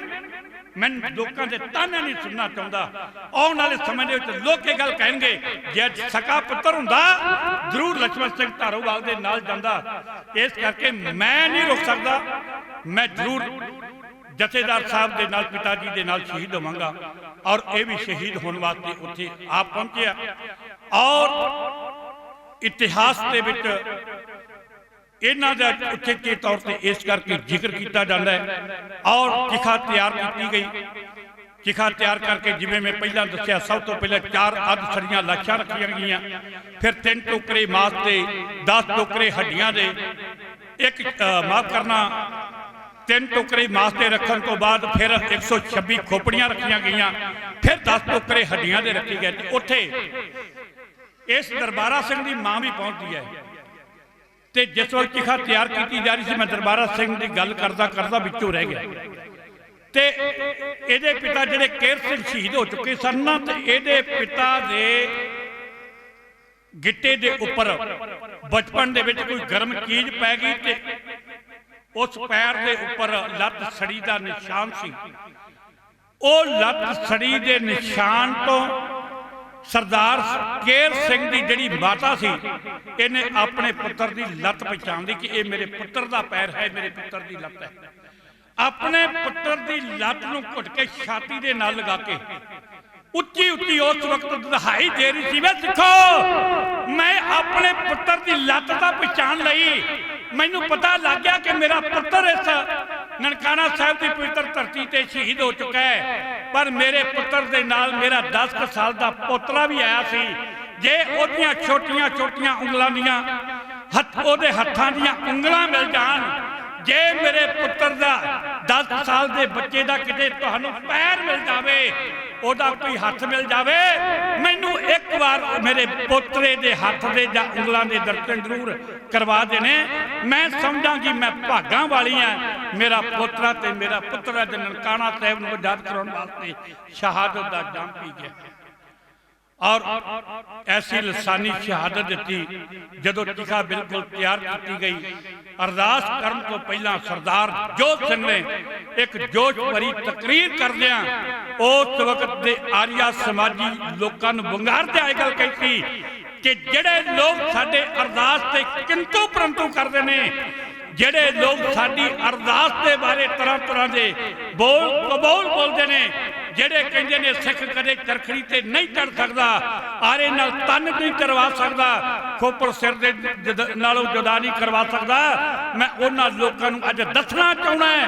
ਅੱਜ ਸਮੇਂ ਦੀ ਜਿਹੜੀ ਮੌਕੇ ਦੇ ਉੱਪਰ ਇਹਨਾਂ ਦੀ ਸ਼ਹਾਦਤ ਇਸ ਗੱਲ ਦੀ ਗਵਾਹ ਹੈ। ਆਣ ਕੇ ਉਹ ਤੱਕ ਸਕਦੇ ਨੇ ਕਿ ਸਾਡੇ ਸਿੱਖ ਸੂਰਬੀਰ ਬਹਾਦਰ ਕਿਵੇਂ ਸਿੱਖੀ ਦੇ ਵਾਸਤੇ ਆਪਣੇ ਤਨ ਦੇ ਉੱਪਰ ਸ਼ਹਾਦਤਾਂ ਦੇ ਸਕਦੇ ਨੇ। ਔਰ ਜੋਸ਼ ਭਰੀ ਤਕਰੀਰ ਕਰਨ ਤੋਂ ਬਾਅਦ ਇਹਨਾਂ ਦਾ ਅੰਤਮ ਕਿਰਿਆ ਕਰਮ ਕੀਤਾ ਗਿਆ। ਉਹਨਾਂ ਦਾ 100 ਸਾਲਾ ਅਸੀਂ ਪਾਵਨ ਸ਼ਹੀਦੀ ਦਿਹਾੜਾ ਜਿਹੜਾ ਹੈ ਉਹ 21 ਫਰਵਰੀ ਨੂੰ ਮਨਾ ਕੇ ਹਟੇ ਹੈ। ਔਰ ਸਮੇਂ ਸਮੇਂ ਦੀਆਂ ਸਰਕਾਰਾਂ ਨੇ ਸਾਡੇ ਉੱਪਰ ਬੜੇ ਸਮੇਂ ਸਮੇਂ ਸਿਰ ਸਾਡੇ ਤੇ ਤਸ਼ੱਦਦ ਕੀਤੇ, ਸਾਨੂੰ ਖਤਮ ਕਰਨ ਦੇ ਯਤਨ ਕੀਤੇ। ਔਰ ਇਹਨਾਂ ਜ਼ੁਲਮਾਂ ਦੀ ਦਾਸਤਾਨ ਹੀ ਬੇਅੰਤ ਸਿੰਘ ਦੀ ਸਰਕਾਰ ਦੇ ਵੱਲੋਂ ਜੋ ਕੀਤੀ ਗਈ, ਕਿਉਂਕਿ ਹੁਕਮ ਹੋਇਆ ਕਿ ਇੱਕ ਕਵਿਤਾ ਜ਼ਰੂਰ ਹਲਵਾਰਾ ਸਾਹਿਬ ਦੀ ਕਹੀ ਜਾਵੇ, ਭਾਈ ਜਗਤਾਰ ਸਿੰਘ ਜੀ ਹਵਾਰਾ, ਉਹਨਾਂ ਦੀ ਕਵਿਤਾ ਜ਼ਰੂਰ ਕਹੀ ਜਾਵੇ। ਸਰਦਾਰ ਜਗਤਾਰ ਸਿੰਘ ਹਵਾਰਾ ਨੇ ਇਸ ਬੇਅੰਤੂ ਬੁੱਚੜ ਨੂੰ ਠੱਲ ਪਾਉਣ ਦੇ ਵਾਸਤੇ ਜਿਵੇਂ ਮੌਤ ਦੀ ਗੱਡੀ ਚੜਾਇਆ, ਤੇ ਅੱਜ ਜਿਸ ਤਰੀਕੇ ਦੇ ਨਾਲ ਉਹ ਸਿੱਖ ਕੌਮ ਦੀ ਚੜ੍ਹਦੀ ਕਲਾ ਦੇ ਵਾਸਤੇ ਅਰਦਾਸਾਂ ਬੇਨਤੀਆਂ ਕਰ ਰਿਹਾ ਹੈ, ਬੇਸ਼ੱਕ ਉਹਦੀ ਸਜ਼ਾ ਪੂਰੀ ਹੋ ਚੁੱਕੀ ਹੈ, ਪਰ ਇਸ ਭਾਰਤ ਦੀ ਸਰਕਾਰ ਵੱਲੋਂ ਹਾਲੇ ਤੱਕ ਉਹਨੂੰ ਰਿਹਾ ਨਹੀਂ ਕੀਤਾ ਗਿਆ। ਉਹਨਾਂ ਦੇ ਜੀਵਨ ਬਾਰੇ ਸਰਦਾਰ ਜਗਤਾਰ ਸਿੰਘ ਜੀ ਹਵਾਰਾ ਦੇ ਜੀਵਨ ਬਾਰੇ ਇੱਕ ਕਵਿਤਾ ਮੇਰੇ ਨਾਲ ਦੇ ਸਾਥੀ ਬਿਨੇ ਕਰ ਰਹੇ ਨੇ, ਉਸ ਤੋਂ ਉਪਰੰਤ ਸਮਾਪਤੀ ਕੀਤੀ ਜਾਵੇ। ਕਦੇ ਬਣਦੇ ਇਤਿਹਾਸ ਨਾ ਇਸ ਗੱਲੇ ਕਿ ਅਸਾਂ ਰਾਜਿਆਂ ਦੇ ਕਿੰਨੇ ਪੂਰ ਜੰਮੇ, ਆਉਣ ਵਾਲੀਆਂ ਨਸਲਾਂ ਨੇ ਪੁੱਛਣਾ ਏ ਕਿਹੜੀ ਕੌਮ ਨੇ ਕਿੰਨੇ ਮਨਸੂਰ ਜੰਮੇ। ਓ ਕਦਰ ਜ਼ਿੰਦਗੀ ਦੀ ਉਹੀ ਪਾ ਸਕਦੇ ਜਿਹੜੀ ਕੌਮ ਨੂੰ ਮਰਨ ਦਾ ਵੱਲ ਪੈ ਜੇ, ਮੁੱਲ ਪਵੇਗਾ ਅੰਤ ਕੁਰਬਾਨੀਆਂ ਦਾ, ਭਾਵੇਂ ਅੱਜ ਪੈ ਜੇ ਭਾਵੇਂ ਕੱਲ ਪੈ ਜੇ। ਓ ਵਿਰਲਾ ਵਿਰਲਾ ਬੰਦਾ ਹੁੰਦਾ ਪੰਥ ਪ੍ਰੇਮੀ ਜੀ, ਐਸਾ ਬੰਦਾ ਹੁੰਦਾ ਏ ਪੱਕਾ ਨਿਤਨੇਮੀ ਜੀ। ਧਰਮ ਬਦਲੇ ਲਾ ਦਿੰਦਾ ਏ ਜੀਵਨ ਸਾਰਾ ਜੀ, ਹਰ ਬੰਦਾ ਨਹੀਂ ਬਣ ਸਕਦਾ ਜਗਤਾਰ ਹਵਾਰਾ ਜੀ। ਓ ਵਿਰਲਾ ਵਿਰਲਾ ਬੰਦਾ ਹੁੰਦਾ ਪੰਥ ਪ੍ਰੇਮੀ ਜੀ, ਐਸਾ ਬੰਦਾ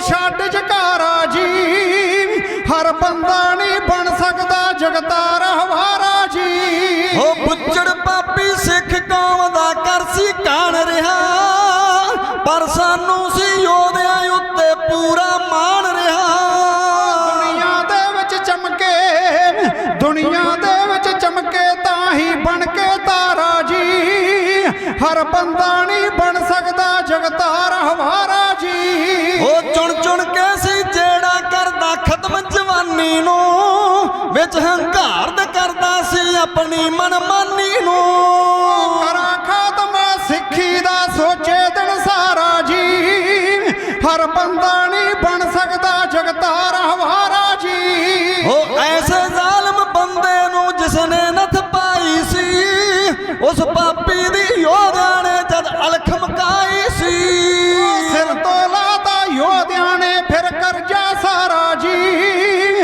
ਹਰ ਬੰਦਾ ਨਹੀਂ ਬਣ ਸਕਦਾ ਜਗਤਾਰ ਹਵਾਰਾ ਜੀ ਉਹ ਬੇਸ਼ੱਕ ਕਸ਼ਟ ਸਹਾਰੇ ਪਰ ਉਸ ਢੇਰੀ ਢਾਈ ਨਾ ਐਸੇ ਹੜ ਨੂੰ ਰੋਕ ਸਕੇ ਸਰਕਾਰੀ ਫਾਹੀ ਨਾ ਅਣਖੀ ਮਹਿਲ ਬਣਾ ਲਿਆ ਅਣਖੀ ਮਹਿਲ ਬਣਾ ਲਿਆ ਲਾ ਕੇ ਮੇਜ ਦਗਾਰਾ ਜੀ ਹਰ ਬੰਦਾ ਨਹੀਂ ਬਣ ਸਕਦਾ ਜਗਤਾਰ ਹਵਾਰਾ ਜੀ ਹੋ ਵਿੱਚ ਜੇਲ੍ਹ ਦੇ ਰਹਿ ਕੇ ਵੀ ਉਹ ਕਦੇ ਨਾ ਡੋਲਿਆ ਹੈ ਚੜ੍ਹਦੀ ਕਲਾ 'ਚ ਰਹਿੰਦਾ ਚੜ੍ਹਦੀ ਕਲਾ ਨਾ ਬੋਲਿਆ ਏ ਸ਼ਾਮ ਖੇੜੀਆ ਲਿਖਦਾ ਰੱਬ ਦਾ ਲੈ ਸਹਾਰਾ ਜੀ ਹਰ ਬੰਦਾ ਨਹੀਂ ਬਣ ਸਕਦਾ ਜਗਤਾਰ ਹਵਾਰਾ ਜੀ ਹਰ ਬੰਦਾ ਵਾਕਿਆ ਜਗਤਾਰ ਸਿੰਘ ਹਵਾਰਾ ਨਹੀਂ ਬਣ ਸਕਦਾ ਧੰਨ ਹੈ ਉਹ ਜਨਨੀ ਧੰਨ ਹੈ ਉਹ ਮਾਂ ਜਿਸ ਮਾਂ ਨੇ ਜਗਤਾਰ ਸਿੰਘ ਹਵਾਰੇ ਨੂੰ ਜਨਮ ਦਿੱਤਾ ਔਰ ਸਿੱਖ ਪੰਥ ਨੇ ਸ੍ਰੀ ਅਕਾਲ ਤਖਤ ਸਾਹਿਬ ਦਾ ਉਹਨਾਂ ਨੂੰ ਜਥੇਦਾਰ ਬਣਾਇਆ ਪਰ ਭਾਰਤ ਦੀ ਸਰਕਾਰ ਜਿਹੜੀ ਹੈ ਕਿ ਸਾਡੇ ਨਾਲ ਹਮੇਸ਼ਾ ਇਸ ਦੇਸ਼ ਦੀਆਂ ਸਰਕਾਰਾਂ ਨੇ ਵਧੀਕੀਆਂ ਕੀਤੀਆਂ ਔਰ ਅੱਜ ਵੀ ਵਧੀਕੀ ਕਰ ਰਹੀ ਹੈ ਉਹਦੀ ਸਜ਼ਾ ਚਾਹੇ ਪੂਰੀ ਹੋ ਚੁੱਕੀ ਹੈ ਪਰ ਅਜੇ ਤੱਕ ਉਹਨਾਂ ਨੂੰ ਰਿਹਾ ਨਹੀਂ ਕੀਤਾ ਜਾ ਸਕਿਆ ਇੰਨਾ ਕੁਝ ਕਹਿੰਦੇ ਹੋਏ ਖਿਮਾ ਦੀ ਜਾਂਚਾਂ ਇਤਿਹਾਸ ਦਾ ਸਤਿਕਾਰ ਕਰਦੇ ਆ ਸਤਿਕਾਰਯੋਗ ਮੇਰੇ ਵੀਰਾਂ ਵੱਲੋਂ ਬਜ਼ੁਰਗਾਂ ਵੱਲੋਂ ਮਾਤਾਵਾਂ ਵੱਲੋਂ ਭੈਣਾਂ ਵੱਲੋਂ ਬੱਚਿਆਂ ਵੱਲੋਂ ਬੇਅੰਤ ਇਤਿਹਾਸ ਵਿੱਚ ਮਾਇਆ ਪਹੁੰਚੀ ਹੈ ਸਾਰਿਆਂ ਦੇ ਦਿਲ ਦੀਆਂ ਗਹਿਰਾਈਆਂ ਵਿੱਚੋਂ ਤਹਿ ਦਿਲ ਤੋਂ ਧੰਨਵਾਦ